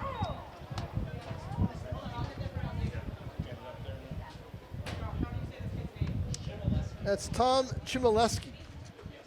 Tom Chmielewski from Needham, Mass. Princeton University, John. He's going to be a freshman this year at Princeton. Impressive. Yeah. Oh, did that hit the catcher in the shoulder? He's not I think wincing. He's not wincing. catchers never wince anyway. They're just so tough. If it did, it hit the protector. Yeah, right. Maybe it did hit the protector. Yeah, he just bounced right back from it. The 2-1 is on the way. Todd Chmielewski gets a strikeout to begin the bottom of the fourth. Number 27, Tom Chmielewski from Princeton University. Tom Chmielewski from Princeton University. Now batting the shortstop from Merrimack College, number 18, Nick Shumsky. So Dominic Keegan was retired by the way of the K, and Shumsky has one of the Silver Knights' 2 hits. He's 1 for 1. As the ball hits his back foot. How about that? So a strikeout and a hit by pitch, and the Silver Knights have a base runner aboard, trailing 3-1 here in the bottom of the 4th inning. 1 out and now 1 on. Ben Rounds, second bat of the season for him. He grounded out to second his first time up. You got a young pitcher on the mound. If I'm the Silver Knights, I try to wait him out as much as possible and let him be wild, because he hasn't really been that sharp, even with the strikeout. Get too anxious up there. And the And first see, pitch swinging. That's not what you should be doing with this kid. Skies it out to the left fielder. You've got to, as a young pitcher up there, you've got to wait him out. Make him throw some pitches. Make these guys throw pitches, John, because they haven't thrown in a while. And they're all on pitch counts. So if you're having a pitcher that may be giving you trouble, or you think he might be giving you trouble, wait him out. Make him throw a lot. So we'll see what Dylan Jones elects to do here. He's right-handed batter facing the left-handed Chmielewski. Jones lined out to the third baseman rather softly at a 3-2 pitch that jammed him from the starting pitcher for the Navigators, Gavin Sullivan, in a good battle earlier in the game. And takes a first pitch fastball up and away for ball 1. 2 outs, runner at first. Navigators trying to add to their 3-1 lead. North Shore has 5 hits. 2 of them belong to the center fielder, Sal Freelick, who one-hopped the left field wall. Tom, we saw a first pitch of the season home run. Almost. The center fielder for the Navigators, who did come around to score. He's had a great game. He scored a run and knocked in 2. Freelick's been a staple down there, John. He's been there before. foul straight back to the screen. John, I winced on that. Yeah, the Tom King protective netting Yes, kicked I in there. winced. It was right. It was labeled for you. Yes, it was. Tom is in a different booth than us. He's isolated. He's like a museum exhibit over there. I'm already a museum exhibit, John. What are you talking about? There goes the runner. High fastball. Throw a second. A good throw, but not in time. Nice jump by Shumsky to get in under the tag. You can't get rid of the ball and throw it a second any better Good jump. than what Good Peter jump, Burns and you did know right what? there. They're the going to have BC to do that with men on base. They're going to have to try to manufacture some runs here.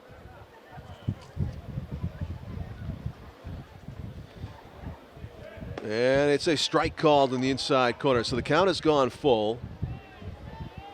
Shumsky in scoring position with 2 outs, and Dylan Jones will see another 3-2 pitch. He got jammed on the 3-2 pitch he saw back in the first inning. Let's see what Chmielewski has to offer him here. Curveball stays outside, and first base empty. He'll take a walk, and that'll bring up Troy Schleffler. Now batting the center fielder from the University of Maryland, number 14, Troy Schleffler Jr. Now, see, you work that walk. You wait him out. And now let's see how patient Scheffler, who popped up his last time up, can be. Yeah. Troy has got an opportunity here to cut the deficit to 1 or possibly tie it up if he can get an extra base hit. Troy batting in the 7th spot in the order.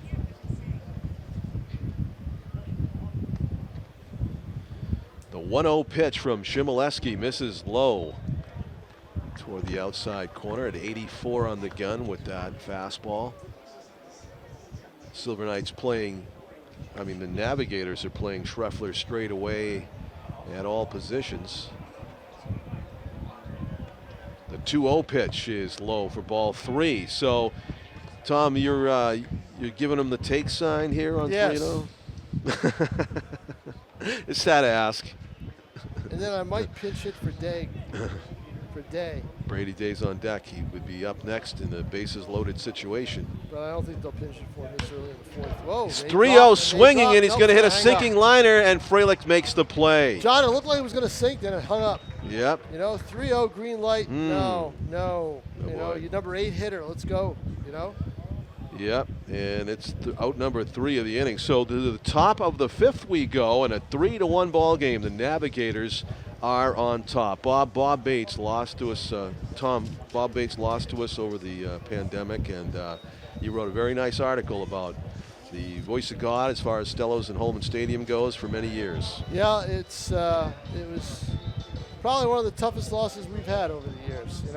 The last time I saw Bob was after we did the North-South hockey game, and I went to the media room and was doing my work, and he stopped in at some point when I was in there and told me that things, that he had to, had another battle on his hands with cancer, and then he emailed me back in early April and seemed to be fine, and was undergoing treatment, and then then I got a call, actually from a Silver Knight season ticket holder, who told me in late April that things weren't good. So sad, and a touching moment of silence, and he's going to be missed, no doubt about it. He's going to be missed by all of us at ETV, Nashua ETV, and by all of us who go to games and see him at games and see that smile and crack jokes with him and everything else. Yeah, quality gentleman. Yep. Sometimes when we lose loved ones, we don't see them for a while. They have a long, slow decline, and we disappear for a while. Bob was active to the end. I mean, he was smiling and at the sports venues, and it happened suddenly for me. I just didn't picture him leaving us so quickly. So well, when I talked to him, it certainly sounded as though he had a lot more time than what he did have. And, right. Yeah. And when he emailed me, telling me about the death of another friend of his in April, he was undergoing the treatment and seemed his usual jovial self. You know, a couple of jokes in the emails and everything else. Yeah. So, but then you know, obviously, 3 or 4 weeks later, things changed. And as we both know, it can change a lot. Yeah. Change on a dime. I lost another close friend and, well, a close associate when I worked at the Lowell Sun. Yes. Dennis Shaughnessy. Yes, I saw that. Yep. Lung difficulties at 64 during the pandemic, and he loved baseball. He used to ask me about the Silver Knights and fever pitch all the time. That's so right. I miss Dennis as well. You were an extra in that. From Lowell, yeah. Now, this is not Lowell Griffin Springs. Young, right? Looks different. I think you may be right. Let's see. We'll get another pitcher number maybe off the back of this young man.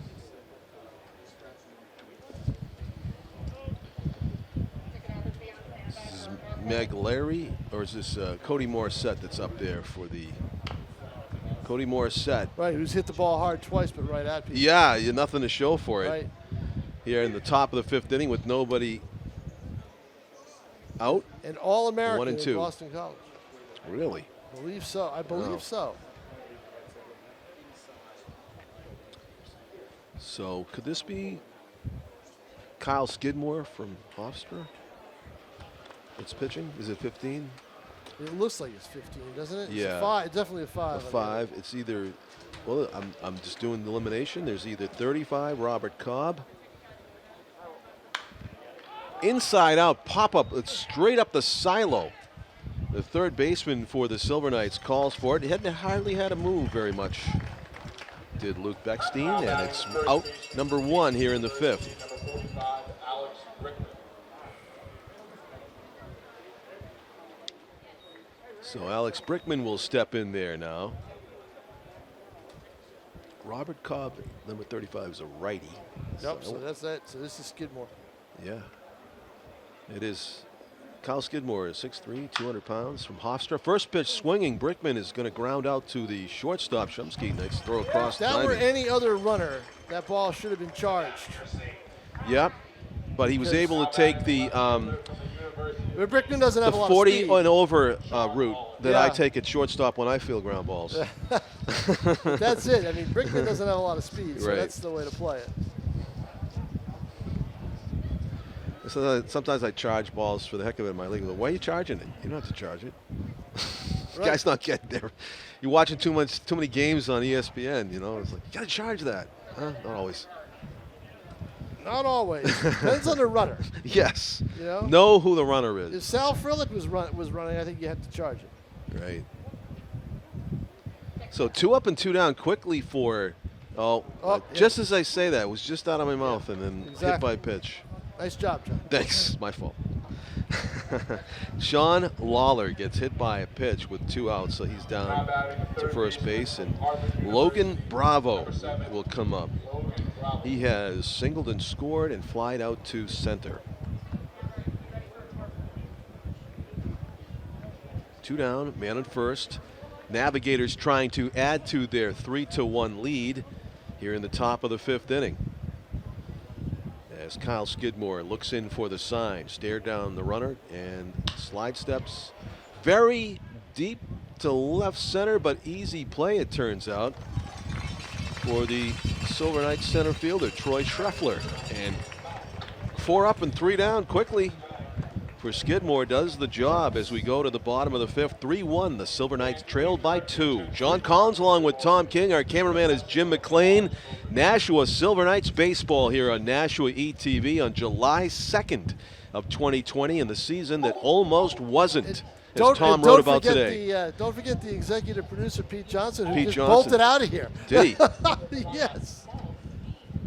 You know, Tom, you know, we have been, this is our first time talking since this whole pandemic started, right? The talking on the air. True. And but Pete told me he's been as busy as he ever was, of course, because of all the meetings and all the meetings, and Yeah. also, I mean, look, there's a whole library full of games that we've done, John, that Pete has aired over, and you know, I don't think he's had to repeat a whole lot. So So we got a new pitcher again. Yeah, everybody's getting a shot here in the inaugural game. Number 32 for the North Shore Navigators. This is Cedric Gillette, like Gillette Stadium. Cedric Gillette, 6'1", 185-pound right-hander from Merrimack College, and makes his home in Andover, Massachusetts. So he may have some family here tonight. So he gets some work here in the bottom of the 5th inning. He gets a clean inning to start with. 4th pitcher, I believe, right? Did they use 4? Yes. And that's the way to do it. That's the way everybody's doing it in these openers, John. I mean, you've got 20. Last I counted, there were 20 some odd pitchers, 21 pitchers on the Silver Knights roster. Now they may have pared it down since then, but when I you want to count them, let's see. I'll count them right now. 1, 2, 3, 4, 5, 6, 7, 8, 9, 10, 11, 12, 13, 14, 15, Now batting second baseman for 20, Kansas 21. State, number 8, 21 arms. 21 arms. Well, the challenge for Kyle Jackson is a good one. He has a lot of arms to choose from, but he also has to try to get everybody some work. And right out of the bullpen and to the mound and throwing strikes, Cedric Gillette for the Navigators. Throws strike 1 to Brady Day, who is from Kansas State, one of 2 players from Kansas State in the infield for the Silver Knights, the other being Luke Beckstein at third base. But Brady, they're both from right here near close. Brady Day's from Hampstead, New Hampshire, and Luke Beckstein's from Tingsboro. Right. Beckstein's going to go to Kansas State. They found their way to Kansas. Yep. They are not in Kansas anymore. No, they're not in Kansas yet. Let's put it that way. Yeah, that's right. That's better. Swung on and missed because they're freshmen. They're both going into their freshman years at Kansas State. And you know, John, it's a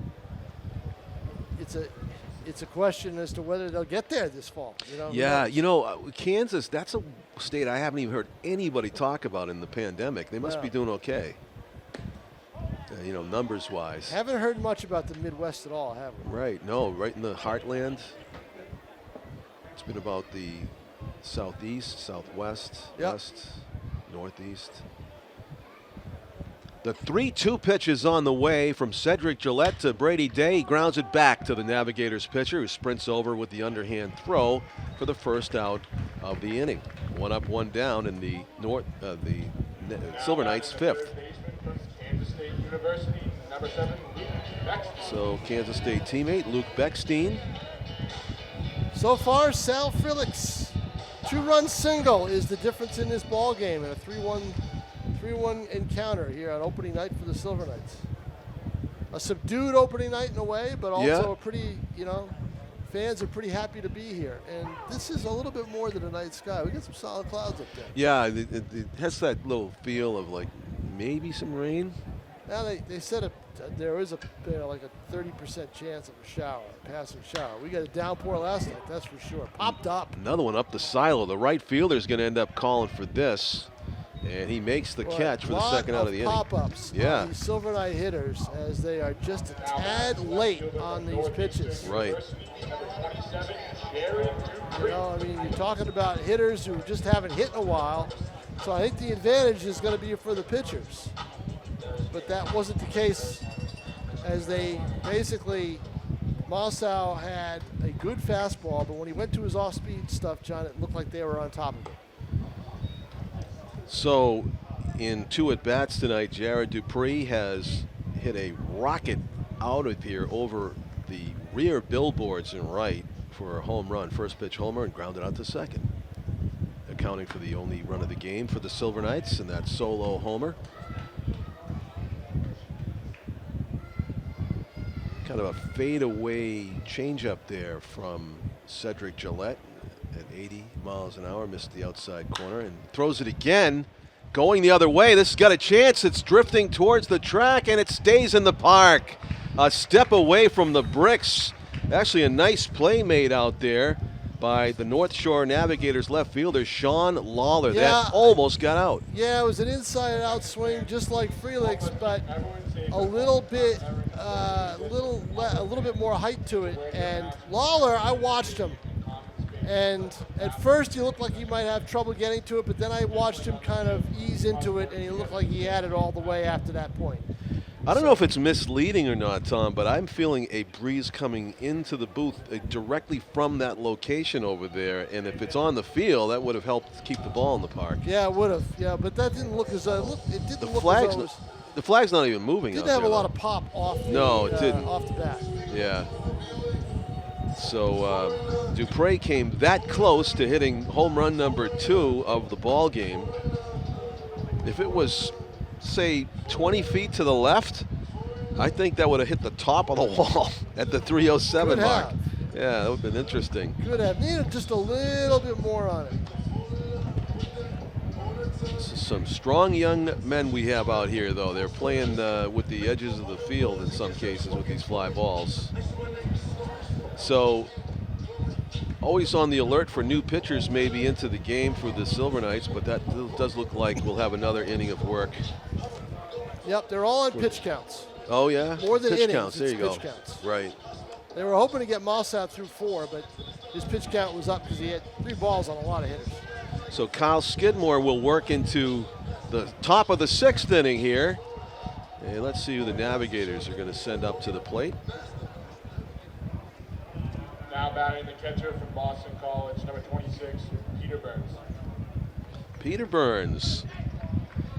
So it's the 7, 8, 9 hitters due up for the Navigators. Burns to be followed by Jake McElroy and Jonathan Luters. Strike 1. Kyle Skidmore exploiting that outside corner belt high, lefty on lefty matchup here. Ripped hard and one hop, gobbling it up is Kagan at first base. Dominic Nice play. makes the Stayed play. with it, backed away and got it. Yep, that wasn't getting past him. And it is a hard out, but an out nevertheless. 1 up, 1 down for the Navigators here in the 6th. Leading by 2, 3-1 here at Historic Holman Stadium. Another historic day for the books as July 2, 2020, the first game of the FCBL pandemic shortened and delayed season. As John Creedon, the owner, calls it pandemic baseball. Yeah, and you know, Cam Cook told me he believes this is the only organized baseball of this kind all the way to South Carolina. Now there's a league in New York, the Empire Oh. Independent League, that will be opening up in about a week or 2. Okay. Not the quality of this league, from what I understand, but there is a league in New York State that is going to be playing. We had a helicopter overhead earlier, and I thought, you know what, this is news to see a live baseball. Well, professional- John, there have been youth baseball games around the area. True, yeah, but So, looked like he had it. great dive by Brady Day, just couldn't get there, and it is a 1-out single. Yeah, we've got 2 hard hit balls right now. Yeah. Now batting the second baseman from Seton Hall University. Here as we are in the 6th, top of with a 3-1 game.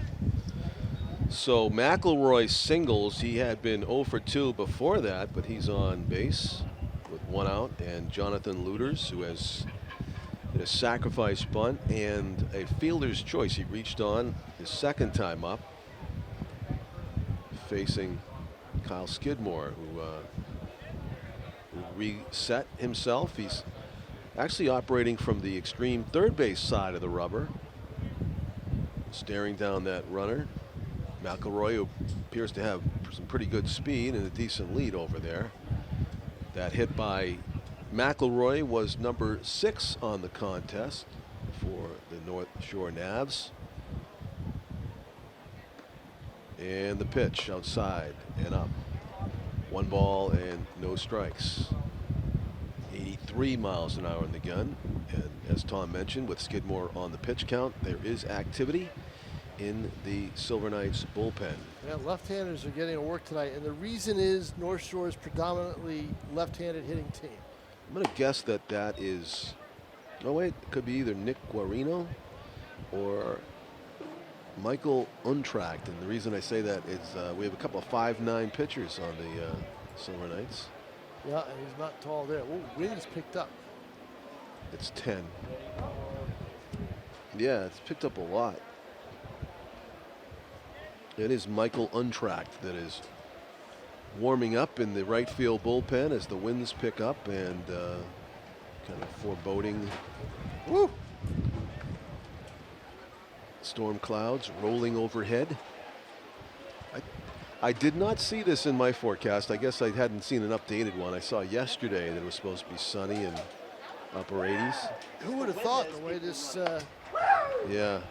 Well, we said Kansas, and this looks a little bit like Kansas right now. There's a storm right now that is in Manchester. Oh. It was north of us. Okay.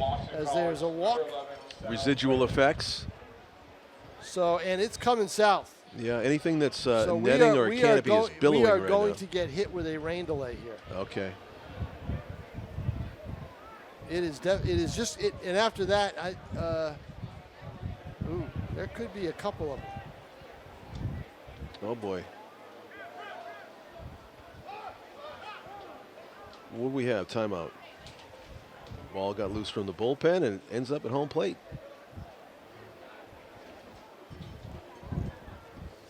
Actually, just one for this game's purposes. The rest of the rain's going to come later on tonight. So we may get one coming right through. Okay. Coming from the north. The pitch stays down and in. Jim McLean has called up the radar for me, and I see exactly what you're talking about, Tom. Yeah, which means that they are going to have to get off the tarp. It looks like somebody loaded up a storm system on the back of a flatbed, and it's driving it down Route 3 south from kidding, Manchester. doesn't it? That's the way the radar is doing. It's going coming right down the Everett It's Turnpike. coming right down. And you know what? It's not going to pay the toll. It's No. just going to go right past it. It's not stopping for the tolls. Yeah, neither do I. It's easy pass. Oh, you know, yeah, you go right through. No, I pay. Actually, got a couple of toll collectors who know me. Ooh, that bender. I bet they do. And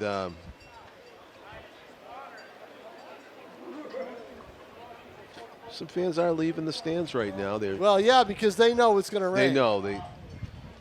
They are not only smart phone holders, they're smart fans, and they know that it's about to open up. Ground ball to the right side. Brady Day charges it, gets it out of his glove in time, and the runner thought about going home. They may have him picked off. The throw to third, and he is out. Double play for the Silver Knights goes 4-3-5. The magic numbers. The lead runner went too far astray at third, and Keegan with a dart across the infield to get him at third base as Beckstein applied the tag to finish off a 4-3-5 double play. This is interesting, John, as the fans leave here. They all have to be masked, and they also have to follow the arrows. And follow the exit signs. Oh, yeah. And, you can't just converge and just be, 2 feet away from somebody. Welcome to the challenges of 2020. As I said to Jim McLean in our audience earlier, Tom, we've always been taught that 2020, hindsight is 2020. That's the only G-rated word we will use to refer to 2020 from henceforth. And here we go, our first version of Love Is Gone. Yes. Good job, men. And I was going to say, just add this one to the list of challenges for Cam Cook and his staff as they have finally gotten baseball going. They've got the stands full. Got great talent out on the field, and here comes the thunderstorm down Route 3. Partway through the game. So we go to the bottom of the 6th inning. We've got a flamethrower out there right now, folks. Number 21 for the North Shore Navigators is Griffin Green from Virginia Tech. He's a Chelmsford, Massachusetts native. Probably has some family in the stands tonight. 6'4", 215. He's heading into his freshman year at Virginia Tech, who I see often on the, national stage, College World Series type of level.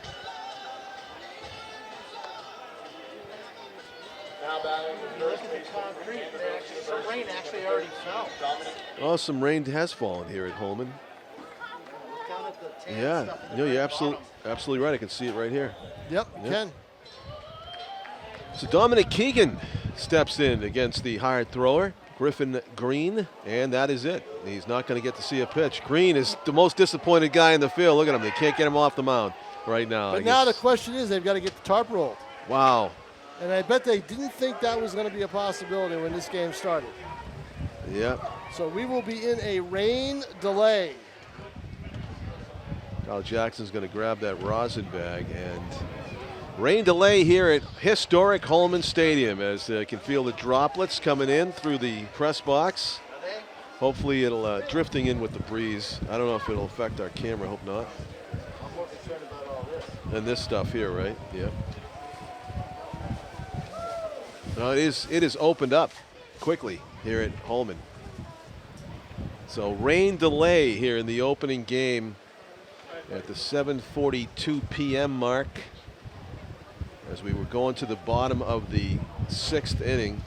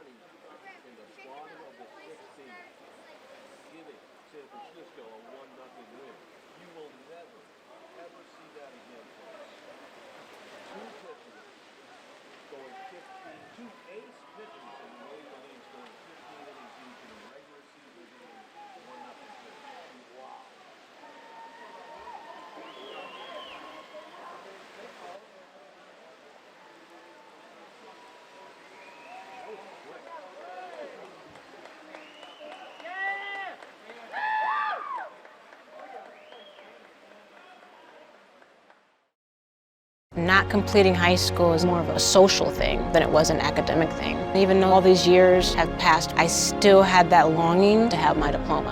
I have a mentor, and she convinced me to continue my education. No one receives a diploma alone. If you're even considering getting your high school diploma, go get it. You can do it. Find free adult education classes near you at finishyourdiploma.org. Welcome back to Holman Stadium, everybody. I'm Tom King. John Collins had to leave the ballpark, had to return to his day job. So you have me for the next 3 innings of baseball, 3+ innings of baseball. Nobody out here in the bottom of the 6th inning, a 3-1 ball game. And due up for Nashua will be number 13. First baseman from Vanderbilt University, number Tom 13, Keegan. Dominic Keegan.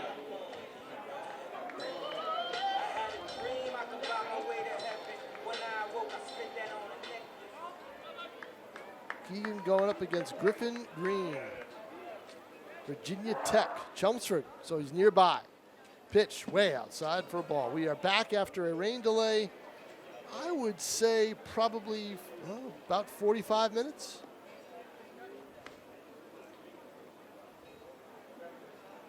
And here we are. 3-1 ball game. Bottom 6 here at Holman Stadium. Opening night for the Silver Knights, a 39-game schedule. They have 21 at home. Pitch swung and fouled away. Way down the right field line. As the lights are on now. This is about the time when you probably thought this game would end at 8:30. Instead, we have 3 innings to go. Pitch on the inside corner for a strike. Keegan didn't like that too much.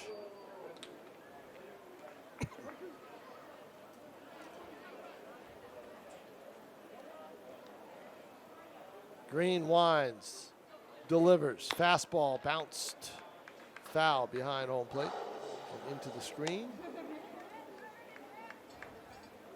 Silver Knights held to 2 hits. One of them is a homer by Jared Dupree.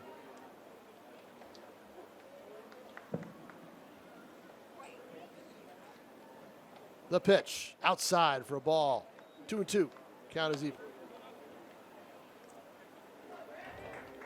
They're playing Keegan fairly straight away. Just drift shaded a little bit towards left field out in center. Here's the pitch, the 2-2, a bouncer. Charged by the second baseman, up with a throw over to first in time for the out, 1 away.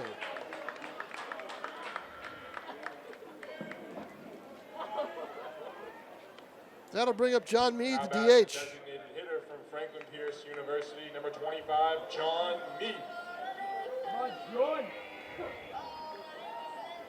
Meade in this ball game has singled and struck out. Here on opening night, a damp opening night, and it is still kind of drizzling out a little bit. There are some drops hitting those puddles. Bouncer to shortstop, charged. Throw over to first in time, and a bounce, nice scoop at first base. And Meade is retired, 2 up, 2 down. Now batting the shortstop from Merrimack College, number 18, Nick Shumsky. Nick Shumsky from Merrimack College steps in.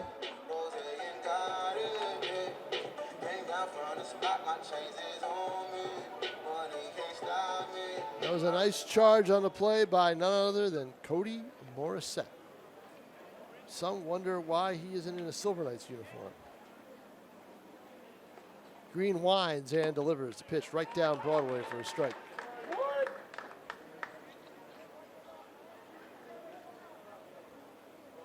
It's cooled off just a little bit, but there's a humidity has crept back into the air. And the pitch on the outside corner. A couple of good-looking pitches by Griffin Green.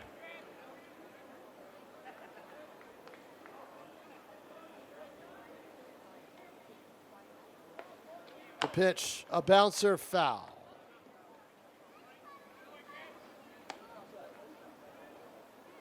Oh, 2 the count. 2 outs, nobody on. Bottom 6, 3-1 game. North Shore leading.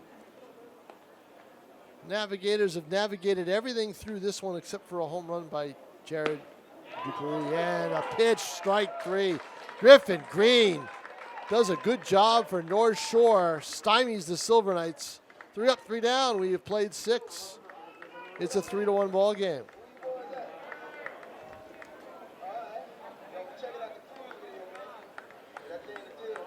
For Nashua, for North Shore pitching,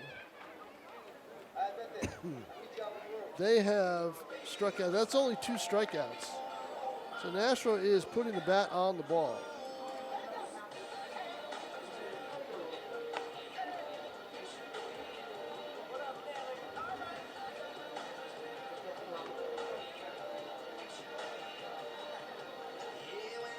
So let's see who we have on the mound for Nashua now.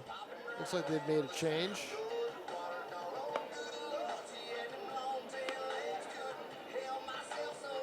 And we can see it right now. Attention fans, now pitching So for you're gonna your announce it? Nashua Silver Knights.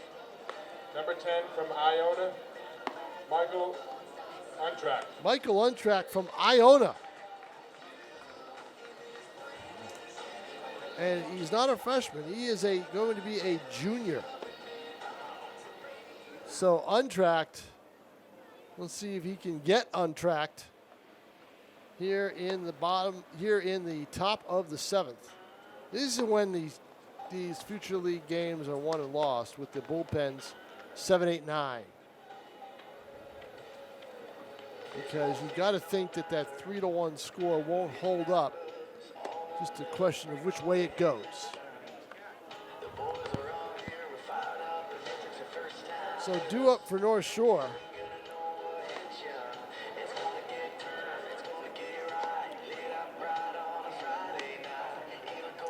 Cody Morissette will bat second in this inning. As we look at things.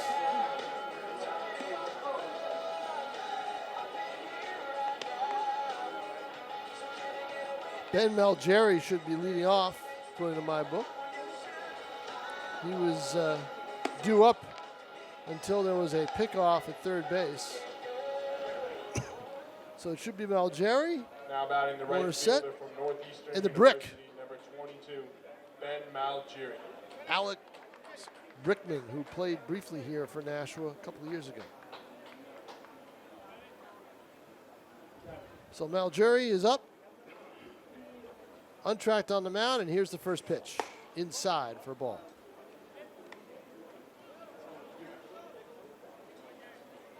Play Malgeri straight away, shallow in center. Pitch, right field. And as I said, they were playing him shallow a little bit, and it's over the right fielder's head. Malgeri is racing around third. He's going to head first slide, and he's in to third as he raced around second with a triple. Out in right field, it looked like the outfielders all were shallow. You could tell that in center field. Cody Morissette. And that was definitely the case.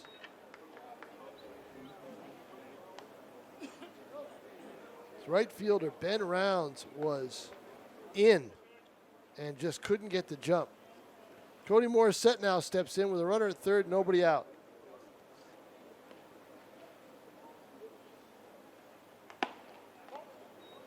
Pitch a ball low, 1-0.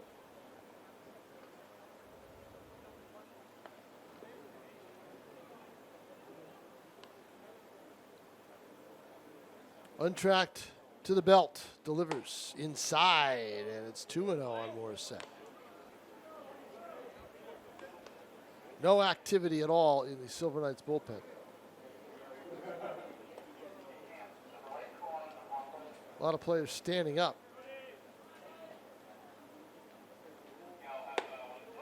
Is there a lot of pitchers out there? Outside, 3-0 on Morissette.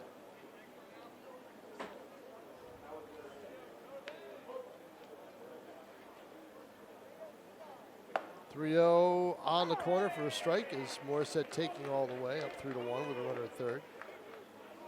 7 hits now for North Shore. Pitch outside for ball 4. And first and third now, nobody out. And that'll bring up, as Brickman Now walks, batting the first baseman that'll from bring up Dayton Lawler. University, number 45, Alex Brickman. No, my mistake. Malgeri tripled, Morissette drew the walk. So now Brickman is up. Alex Brickman, first and third, RBI situation. Playing in at third. Pitches down and inside for a ball. He's thrown 4 out of 5 pitches for balls after that booming triple over the head of Ben Rounds in right field.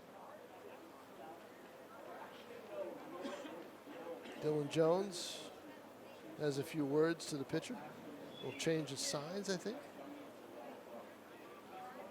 The brick, Alex Brickman. Alec Brickman. Pitch. Fastball just high. 2-0. Untracked. Can't get untracked and find the plate right here. He's been behind every hitter. Pitch fouled off. Almost guided it to home plate. Took something off it. Got Brickman off balance. Yeah, a lot more fans stayed than I thought. Been home so often during this pandemic. It's just a bizarre turn of events over the last 4 months. Nothing we've ever experienced before in our lifetime.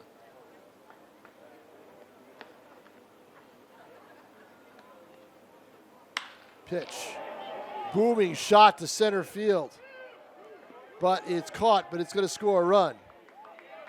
And Brickman with a sac fly, and we've got a 4-1 game.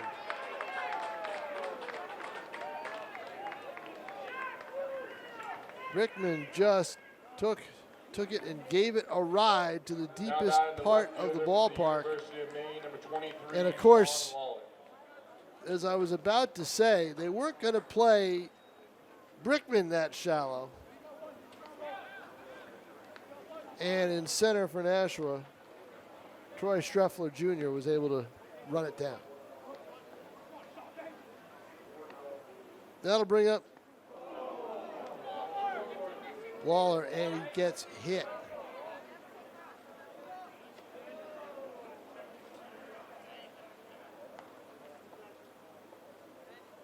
Now batting the third baseman from Harvard University, number 7, Logan Bravo. Logan Bravo steps in as Lawler gets hit by a pitch. First and second now, 1 out. Silver Knights are going to look for 2 here. Play the infield back. Hope to get a double play. Buying some time. Out to the mound goes Ariel Ramos, the new pitching coach for the Nashua Silver Knights.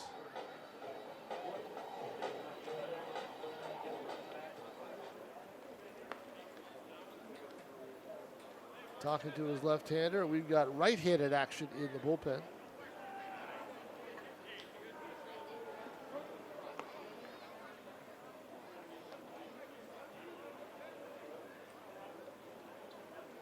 Untracked with the pitch, fouled away. 0-1 the count to Lawler.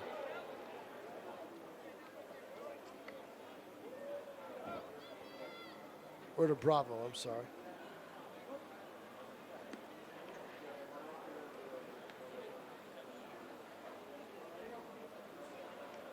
The pitch inside, 1-1.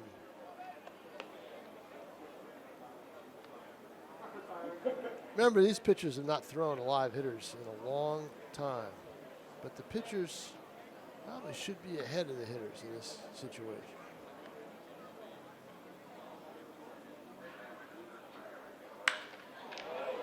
Pitch, line drive, center field, Rounds is there, makes the catch, and there are 2 away.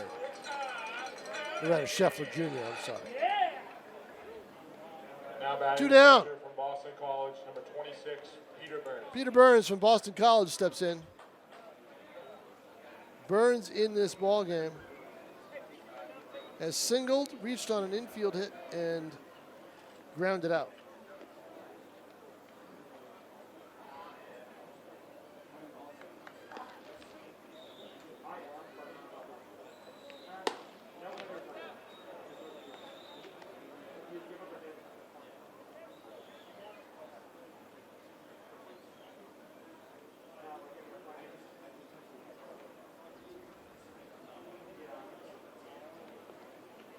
Here's the pitch. Up and in. For a ball. 2-0 to count.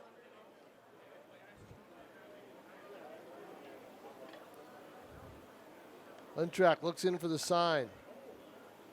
Burns wiggles the bat a little bit.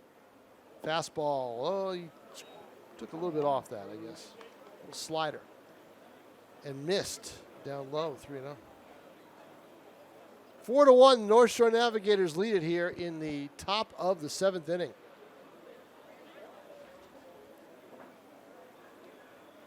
Pitch is outside for ball 4, and the bases are loaded. It has been a struggle for Untracked here in the inning, and that's going to be it. They're going to pull him.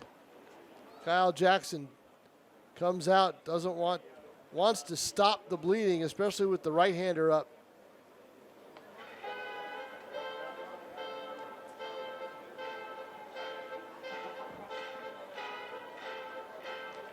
And there we go. Untracked leaves. Smattering of applause here. Gives up a run so far, but the base is loaded.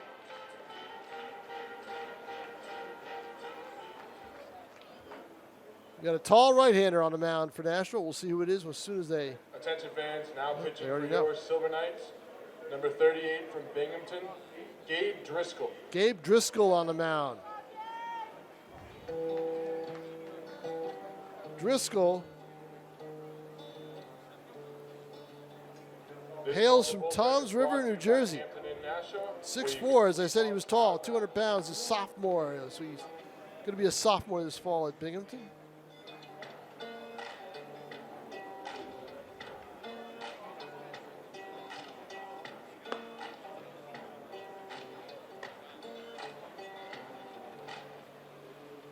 Four to 1 to score, bases loaded. Silver Knights will be home tomorrow night, 6 o'clock. Start against the Brockton Rocks. The Massachusetts teams cannot play at home until next week, as after Monday, as on Monday, Massachusetts moves into phase 3, and that will allow sporting events to be held. And that means games can be played in Massachusetts, and that allows the North Shore Navigators, the Worcester Bravehearts, the Brockton Rocks, and the Westfield Starfires to all play at home. The schedule had built in that a few of them wouldn't play until later in the week. So Nashua will have a Sunday home game against the Worcester Bravehearts. Worcester will not be able to play at Holy Cross this year. Word is they're going to go to Doyle Field in Leominster, Massachusetts, where the Wachusett Dirt Dogs, who used to be in this league, play. So that will be that is one of the options they're looking at. I believe it's the lead option, and everybody thinks that that's where they are going to end up. We are here in the bottom of the 7th inning. Now batting the designated hitter from Holy Cross. The top of the 7th inning. We'll have the 7th inning stretch right after, hopefully, this hitter.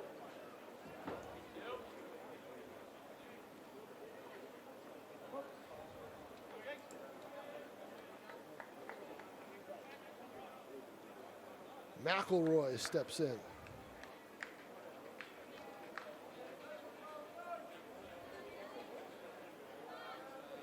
He is flown out, struck out, and singled. Mitt-popping strike out of the hard-throwing righty from Binghamton.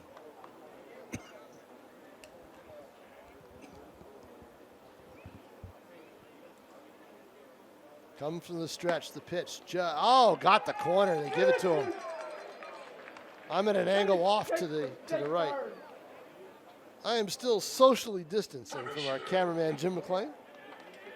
Probably more than socially distancing. Unsocially distancing. Pitch right down Broadway. 3 strikes, and you are out. And that'll do it for the North Shore Navigators in a 7th inning where Untracked labored, but his replacement comes in and just fires BBs.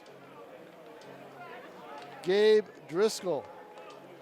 So we have played 6.5 at Holman. 7th inning stretch time, people, but no one's really stretching too much. We already got that done.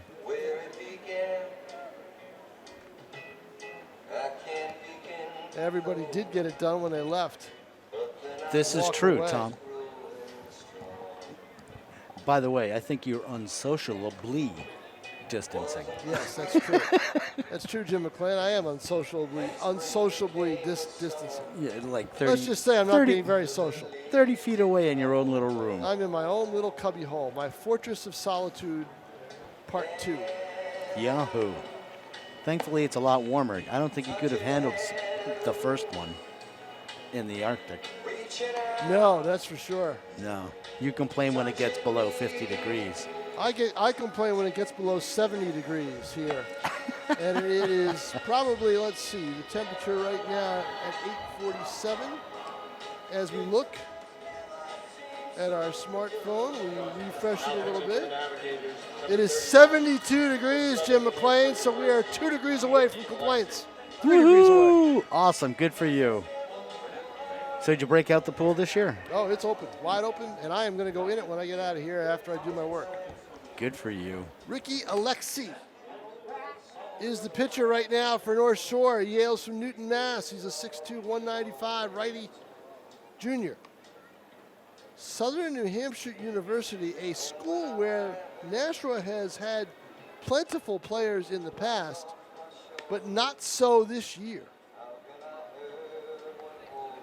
No SNU players. And I had a Silver Knight season ticket holder call me up at 7:10 on Sunday morning to ask me why there were no SNU players, believe it or not. How about that, huh? How's that for fandom? They get up pretty early rooting for the Nashua Silver Knights. Harvard University, number 9, Ben Rounds. Ben Rounds steps in.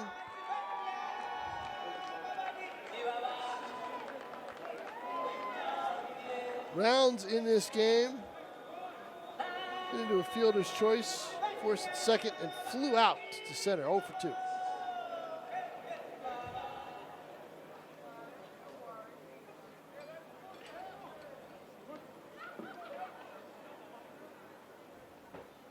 The windup and the pitch way outside for a ball. 4-1, North Shore leads.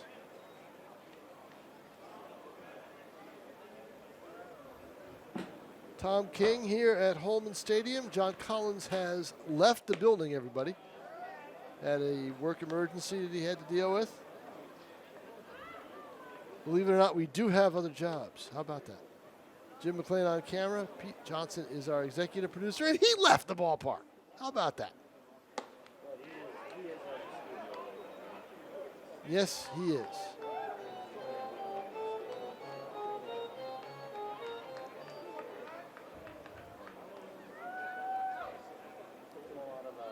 He sure does. No junkets during this pandemic for Pete Johnson. None for me either, as a matter of fact.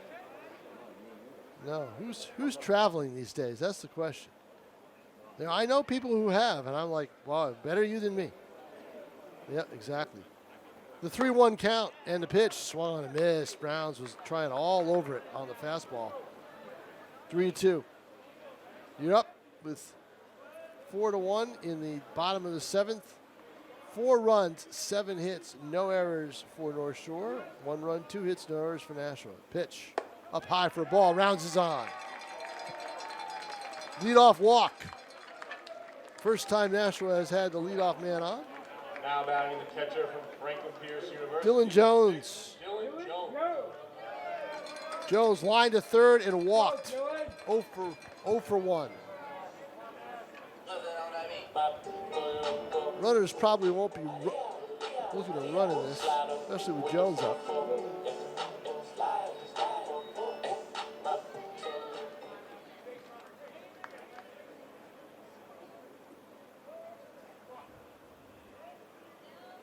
Here's the pitch. Curveball.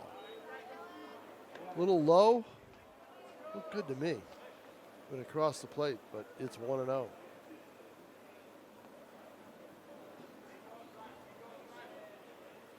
Rounds leads away at first. The pitch, fastball, fouled away. Jammed Jones on that pitch.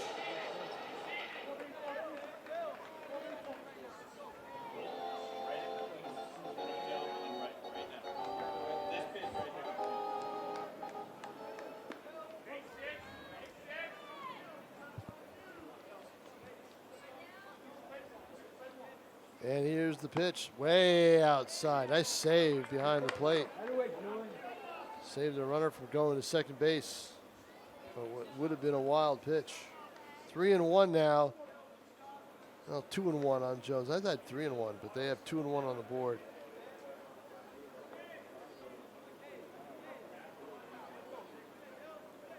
The 2-1. Jammed him again. Going inside on Jones when they have a chance.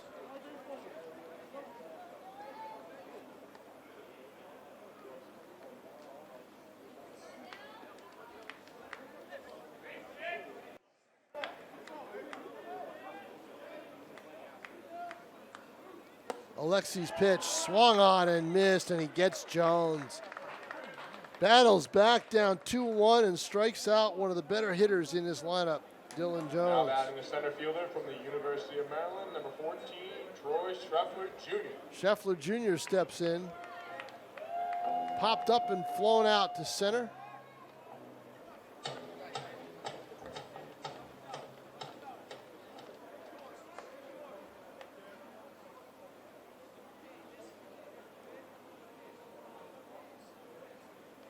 Here's the pitch, bunt attempt. Whoa. And if he's bunting, he's got to be bunting for a base hit, because otherwise, why would you bunt in this situation? You got one out and a runner at first. You're down 3-1s. You're not thinking of sacrificing to get a go-ahead run to second base. So he's bunting. He thinks he can bunt for a base hit on this wet grass, or partially wet grass. The tarp was on it for the whole time. Here's the pitch. Runner goes. Throw down to second base. He is going to be out at second. A high throw, but the tag was made, and a good one. Down at second base by John Luters. Luters jumped up, got the ball, and got the tag down on rounds. And a strike. And now down in the count, 1-2. So caught stealing. And Scheffler Jr. down, one pitch away from walking off the field. Here's the pitch. Curveball, no, just missed inside. Didn't break. 2-2. So Rounds took off. Looked like he was going to get in there with a high throw, but the tag was made. Here's the pitch. Bouncer. A tweener. Morissette, the throw. In time. And that's why Cody Morissette is at shortstop for the North Shore Navigators. That'll do it for Nashua in the 7th. No runs, no hits, no errors, a walk, but no one left on base. Kyle Jackson has a few words for the home plate umpire, just to let him know he thought he was safe at second base probably, and maybe safe at first, but I don't think so. I think he was out both times. So we've played 7 full here at Historic Holman Stadium, and it's a 4-1 Navigators lead. As taking the mound, back to take the mound for Nashua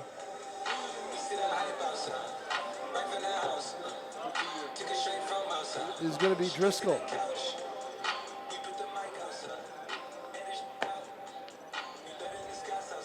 We've had Gabe Driscoll, Michael Untrack, Kyle Skidmore, Griffin Young,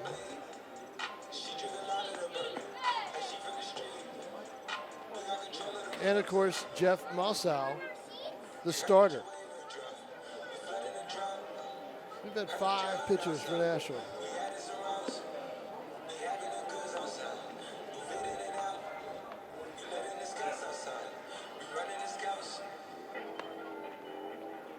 Top of the 6th in New Britain. The Bees are buzzing, but not by much. They're up 1-0 over Worcester. New Britain, the other team, the new team in the league. And if you haven't found out yet, it's a 6-team league this year.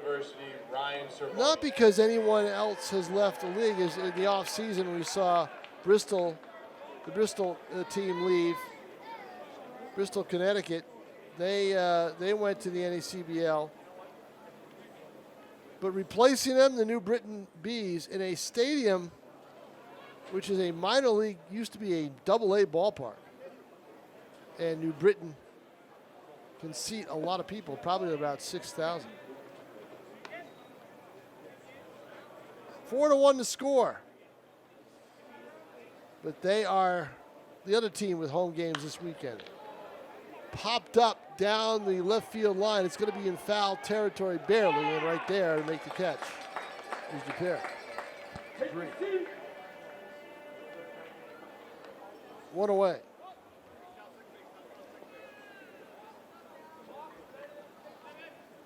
Now batting the center fielder from Boston College, number 11, Sal Frelick. So up comes Frelick,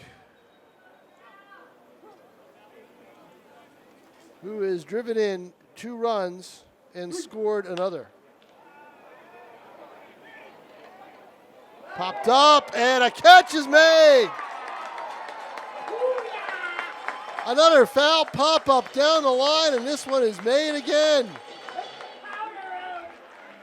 This time by the Silver Knights' third baseman, Beckstein.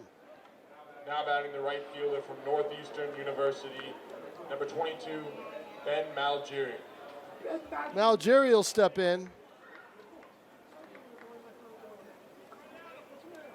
A great catch by Beckstein. Pitch is a strike to Malgeri. Well, I'll tell you what, if they're on pitch counts, we may see Driscoll to the end of the game. He hasn't thrown many.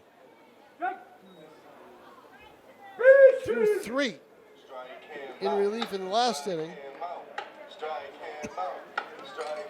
And I think he's thrown 4 or 5 in this.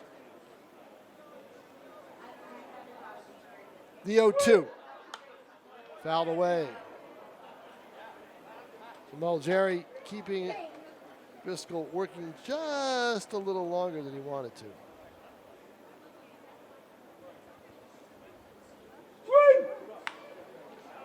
Fouled away again.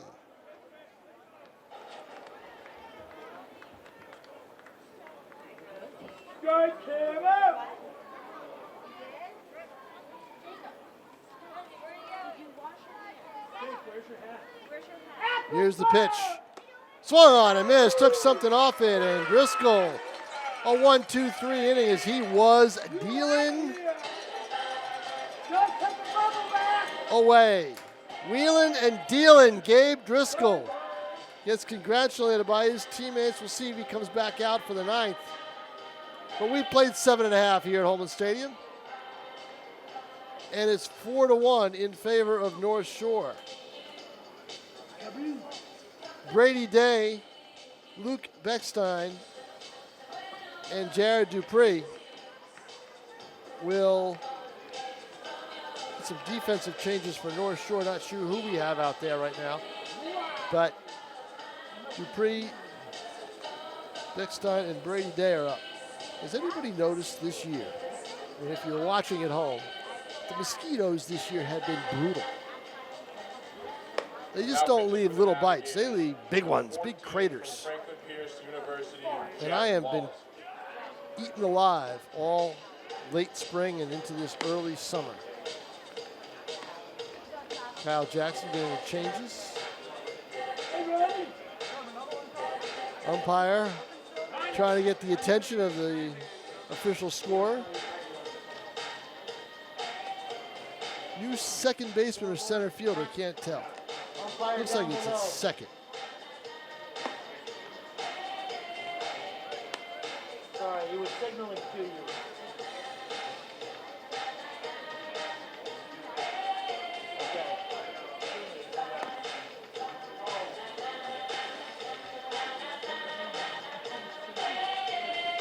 As you hear the music at Historic Holman Stadium, Kyle Jackson going to go out to his third base coach's box.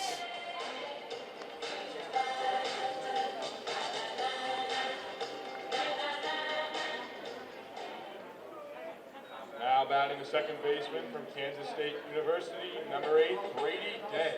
Brady Day will lead off, the Pinkerton Academy grad.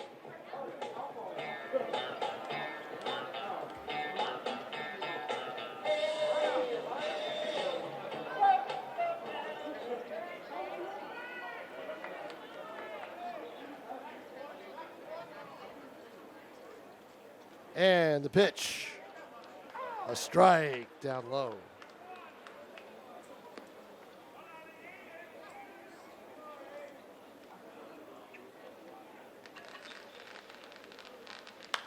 Pitch fouled away, 0-2.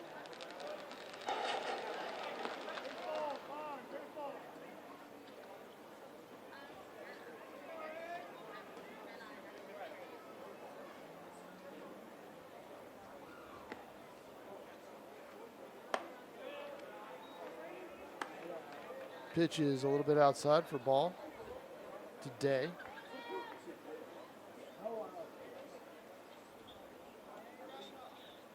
The 1-2 fastball. Day reached up to a pitch out of the zone and fouled it away.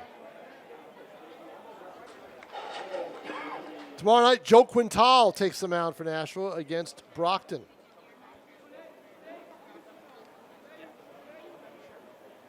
The 1-2. Chopper.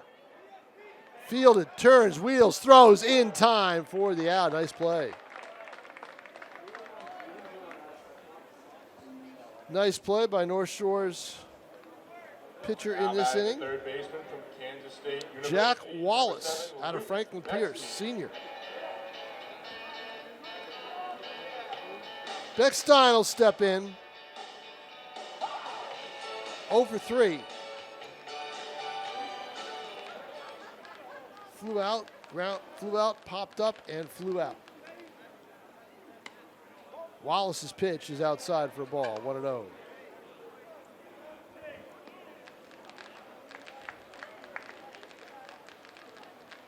Some fireworks beyond Holman. No fireworks this year from what I'm told. So Friday night fireworks are not going to be in vogue this year, but you know what? We'll trade baseball for the fireworks. How's that? Just a quick note on that, Tom. The Fisher Cat Stadium has been officially allowed to have limited seating, and they are having fireworks tonight, tomorrow, and for Saturday night. Yes, Jim McClain. Jim McClain, when you talk to me, are you talking to me or are you on the air? Are you able to be on the air? I am on the air with you, sir. Okay, so we just heard Jim McClain tell you about the fireworks in Manchester. No fireworks in Nashua this year.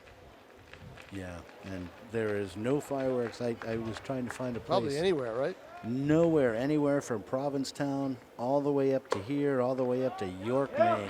I didn't bother making phone calls any further away than that. Well, you know, it's not the fireworks they don't want. It's the crowds. Exactly. And that's the thing they want. I mean, if you have fireworks here at Holman Stadium, you can tell people it's limited, but you are going to get everybody out to see them from anywhere they can. Probably crowding in the parking lot and everywhere else, so it would be tough. Yeah, and that's the rationale the aldermen took when they made the decision not to hold them this year. You know, and I mean, look, we're lucky we're here tonight. Oh yeah, you know, this is a huge compromise. You know, who would have thought 500 people and you've got people distancing in the seats. You don't have a lot of people sitting next to each other unless they are in the same group. 0-1 to pitch to Dupree, and it's outside 1-1. He's got a home run, first pitch homer in the first inning. That's the only run the Silver Knights had. Runner leads away from first. That's Beckstein. Pitch, swing and a miss. He was going for it there. Took something off it, pulled the string. Did Wallace, 1-2.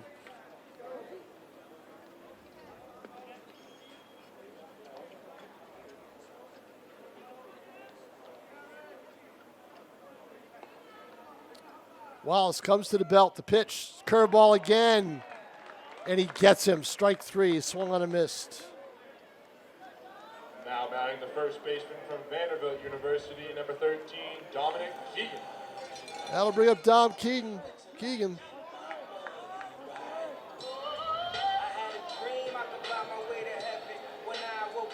0 for 3.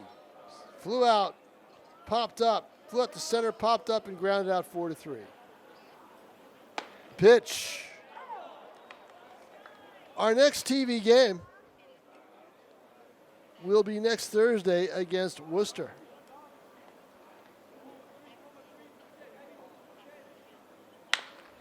Bouncer. Flip to shortstop just in time. They couldn't get it out of his glove at second, but he did. And Morissette takes the flip, and that'll do it for the Silver Knights here in the 8th. They've got 3 outs left for them. Keep everyone safe at home by remembering to socially distance from others. We have played 8 full innings here at Holman Stadium. Such as bathrooms and concession stands. The score, it is 4-1 in favor of the North Shore Navigators. Number 19 from Nichols College, Jack DeCenzo. Gabe Driscoll out, Jack DeCenzo in for the National Silver Knights. here in the top of the 9th inning.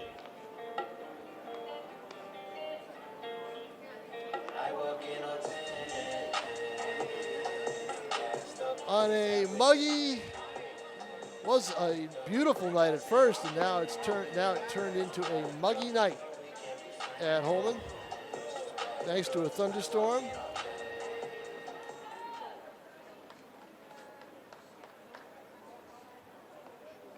Now batting the shortstop from Boston College, number 12, Cody Morissette. Cody Morissette will step in. 4-1 to score. 7 hits for the North Shore Navigators. 4 runs, 7 hits, no errors. For Nashua, 1 run, 2 hits, and no errors.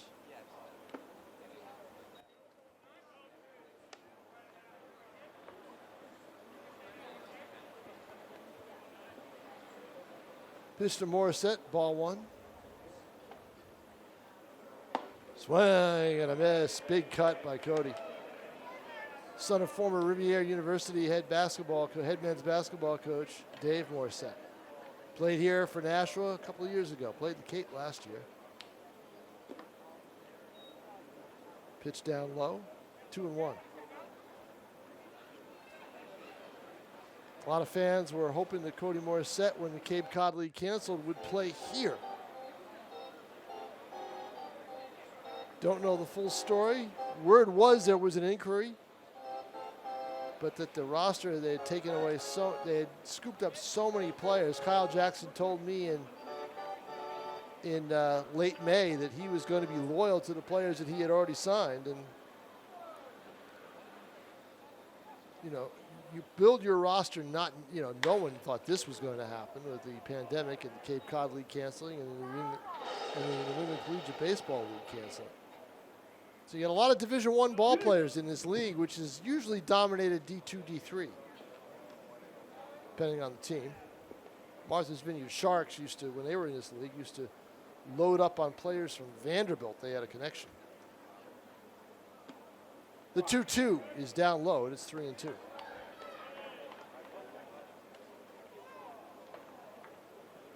Nashua at home, as we said, tomorrow night against Brockton. Sunday at 3 p.m. It's a 3 o'clock start on Sunday when they play the Worcester Bravehearts. Pitch outside for a ball and a walk. Leadoff walk for Morissette here in the top of the 9th. From Dayton University, number 45, Alex Brickman. And the Brick steps in, Alex Brickman.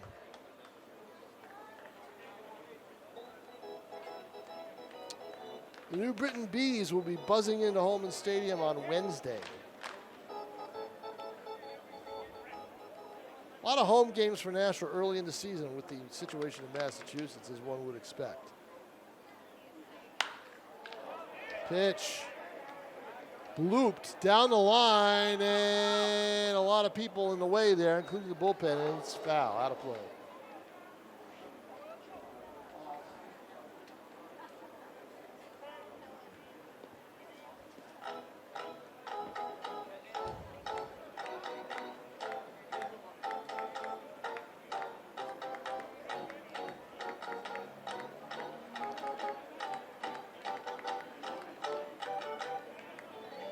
Senzo looks in. 6'2", 240 out of Norfolk, Mass. Pitch takes something off it, a nice one. With a strike on the outside corner, 0-2.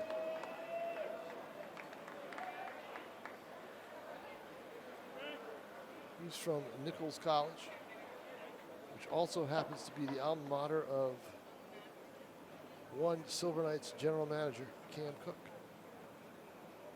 Pitch swung and missed, strike 3. 3 straight. Foul ball, called strike, and a swing and a miss. Now batting the left fielder from the University of Maine, number 23, Sean Lawler. Sean Lawler will step in. Lawler flew out to center and left. His first 2 times up was hit by a pitch. His last 2 times up.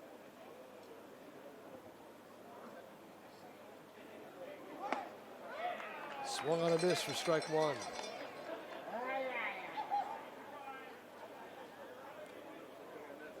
A nice talk given to the Silver Knight players on Monday by Nashua's health expert working for the city, Bobby D.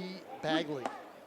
And she had a couple of other health officials with her, and boy, did they give the players a very clear picture of what they need to do. Because I think what the Silver Knights would worry about the most is what these guys do when they're not at Holman. In other words, they were told very explicitly, stay away from large groups. Swan and missed. 1-2.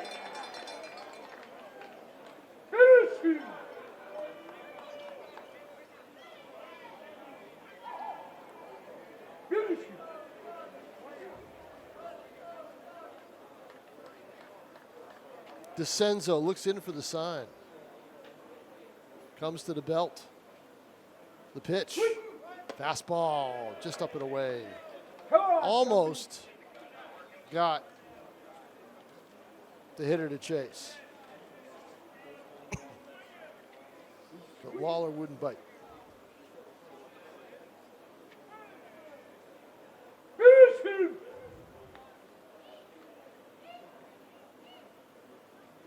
The 2-2 fouled away and out of play.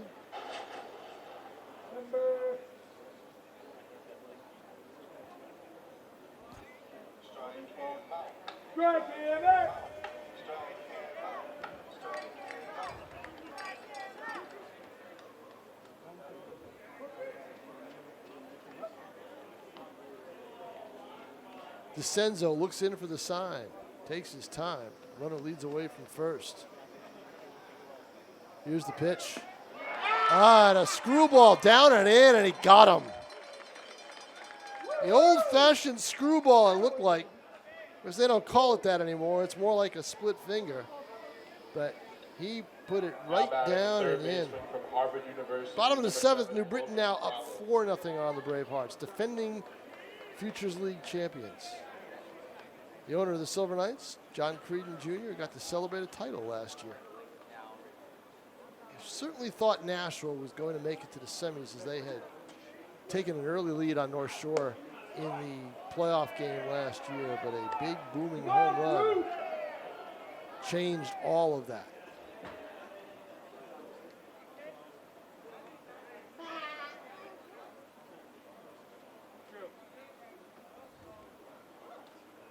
Driscoll looks in, the 1-0, fouled right over me. He sweeps upstairs and bounces back down to the crowd. You know, there's still a good chunk of that crowd that came still here at Holman Stadium. They wanted to see baseball, and they wanted to see the entire 9 innings. Usually you get a rain delay here at Holman, the place empties out in a hurry.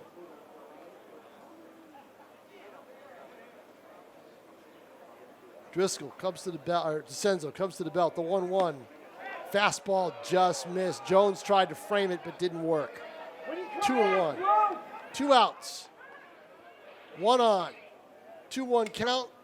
4-1 North Shore lead here in the top of the ninth at Holman Stadium. Season opener for the Nashua Silver Knights. Go back to blue school. DeCenzo to the belt and the pitch. Fouled away again. Oh, that's great.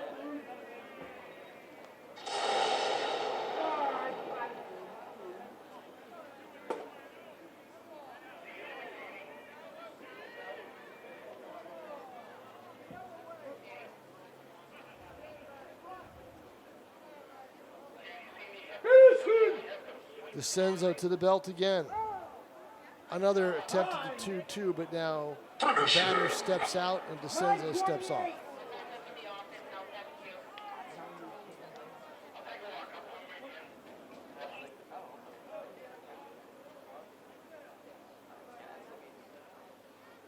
The 2-2 swung on and foul, nubbed and foul, so they'll play it. Oh, they say yes.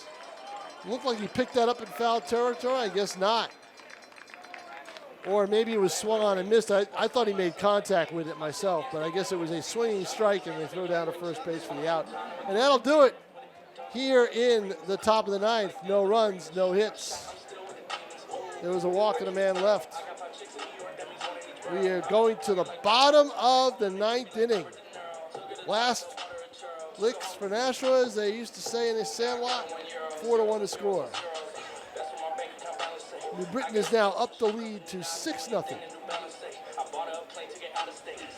over Worcester in the debut of the New Britain Now pitching Bees. for the Navigators, number 40 from Dickinson And I College. believe it's Beehive Oh, Stadium. damn I think that's the name of the stadium that they're playing.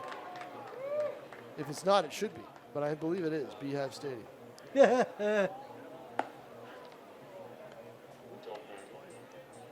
Jim McClain liked that. Kyle Jackson. Jog down. We'll see if we can get some action on the part of the Silver Knights offensively, as they are going to go up against potentially the closer for North Shore, Bo Dana, out of Marblehead, 6'2", 200 pounds, is a junior going to Dickinson College.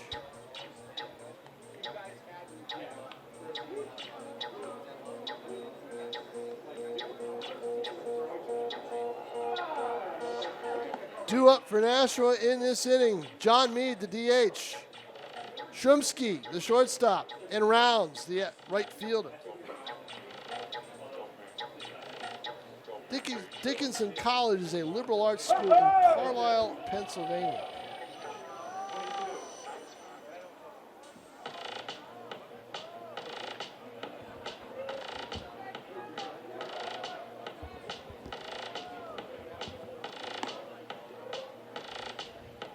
Dana gets his warm-ups.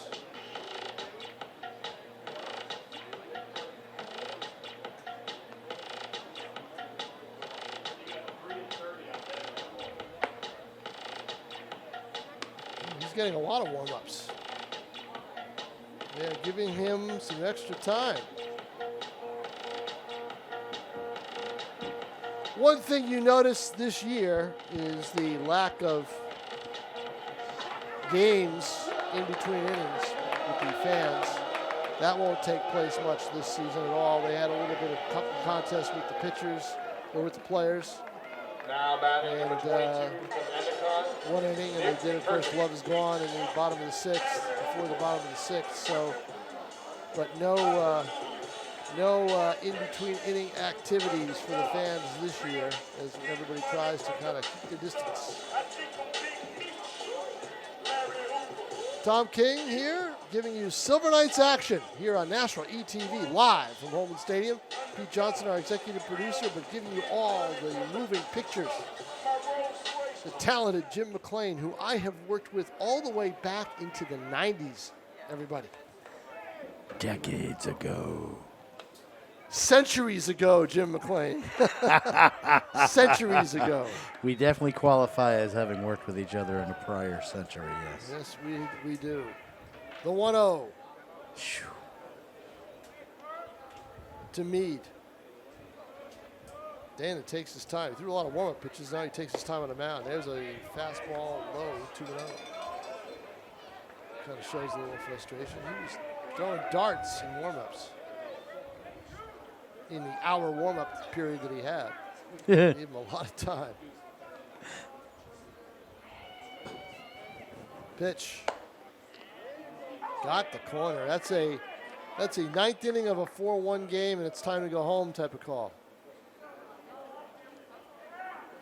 As that pitch just caught the outside corner.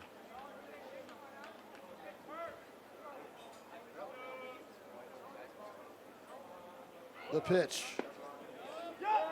Strike at the knees. 2-2.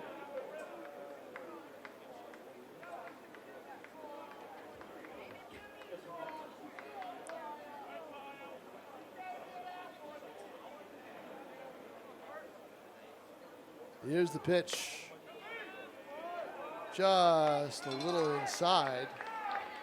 As I have it viewed, it's just to the right of home plate. So that looked to me like it was close. Count is now full on Meade, designated hitter. Here's the pitch from Dana down low. That's no doubt about that. That's a ball that leadoff walk. Here in the ninth inning as Shumsky will step in. Number 3 from Boston College, Lucas Stallman. I'm sorry. We have a pinch hitter. Pinch hitter for Shumsky. Yes, number 3, Lucas Stallman steps in. From Bedford Hills, New York. If you want to know where Bedford Hills, New York is, it's just outside of New York City, Westchester County. It's really Westchester area, but I'll tell you a story about Stallman in just a second. Pitches up and in. He's a freshman, I believe. Just got out of high school. So Stallman asked to see, pulled up off exit 6 probably. I think he took exit 6. Pulled up next to a car on Broad Street. I'll tell you after this pitch. And there's time, of course. It happened to be a season ticket holder. And he asked directions to Holman Stadium. So the season ticket holder said, I'll let you follow me. So he did. And Pete Johnson tells us they no longer play in Beehive Stadium. That's a surprise to me. It's a AA ballpark there. Unless they built a new one. But he got to Holman, and the gates weren't open and didn't know about the gate down by the office, and he started to climb the fence to get into Holman Stadium. This was a week ago. Pitch way outside, and the runner would go down to second base. Wild pitch.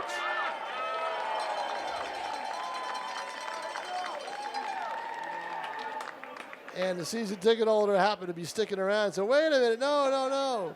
So Stallman was that anxious to get into Holman for his workout because he was a little late. He was about 5 minutes late. Now, they built a new stadium. And it's just called New Britain Stadium. Why don't they rename it Beehive Stadium, for crying out loud, if they have the bees? Old Beehive Stadium still stands next door, Pete Johnson tells me. Here's the pitch. Up and in. Did he go? Yes, he did. Strike 3. Now batting number 30 from UMass Amherst, Mike Brown. Evidently, they built a new stadium in New Britain. And it seats a lot of people. New Britain almost came here to Nashua, folks, way back in the late 80s when they were a Red Sox AA team. Couldn't make a deal with the board. The Board of Aldermen voted down the lease, and it would have brought them here if New Britain didn't up its ante with the negotiations with the then New Britain Red Sox, owned by the late Joe Buzis. Swing and a miss. So it's just New Britain Stadium, according to Pete Johnson. That explains why I didn't change the name if the old stadium's still there. Forget, the minor league stadiums back in the 80s weren't exactly, I mean, Holman was not like this. And it was a AA stadium, and it would have never made those specs 10 years later. 0-2 is a swing and a miss by Rounds. Dana looks at second, comes to the belt, pitch, swing and a miss, strike 3.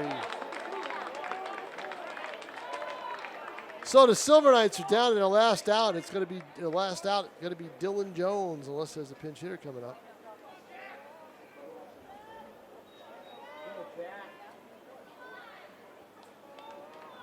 Now batting number 4 from Nichols College, the catcher, Jake Aaron. No, it's Jake Aaron who came in to catch. So Aaron is now up. Correction, Jack Aaron. Jack Aaron.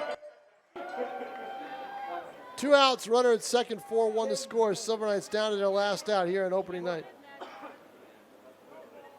Dana comes to the belt. Here's the fastball. It's a strike on the corner. 0-1.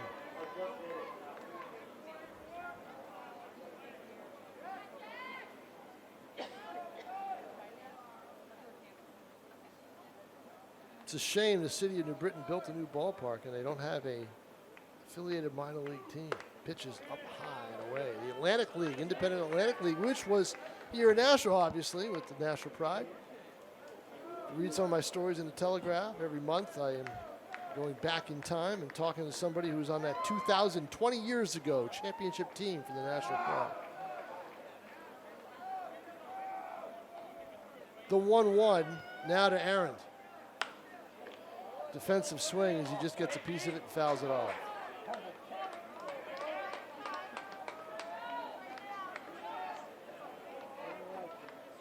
Four to 1.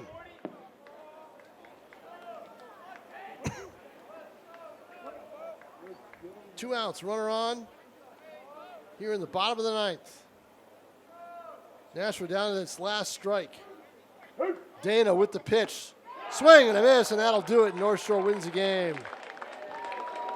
So that will do it for the Silver Knights. They have a walk and they have 3 strikeouts as Dana strikes out the side for the save. Navigators 4, your Silver Knights 1. Jeff Malsau will take the loss for Nashua. 4 runs, 7 hits, no errors for North Shore. 1 run, 2 hits, no errors for the Silver Knights. That'll do it, everybody. My thanks to Jim McLean on camera. My thanks to John Collins, who did the first 6 innings of play-by-play. And special thanks to Pete Johnson, our executive producer, and the Nashua Silver Knights for having us here tonight. We will be back on the air next, I believe it's next Thursday for Nashua Silver Knight Baseball. Next Thursday is correct. Next Thursday. So until then, I'm Tom King. Good night, everybody. Final score from Holman Stadium. Nashua losing to North Shore 4-1. Have a great night, everybody.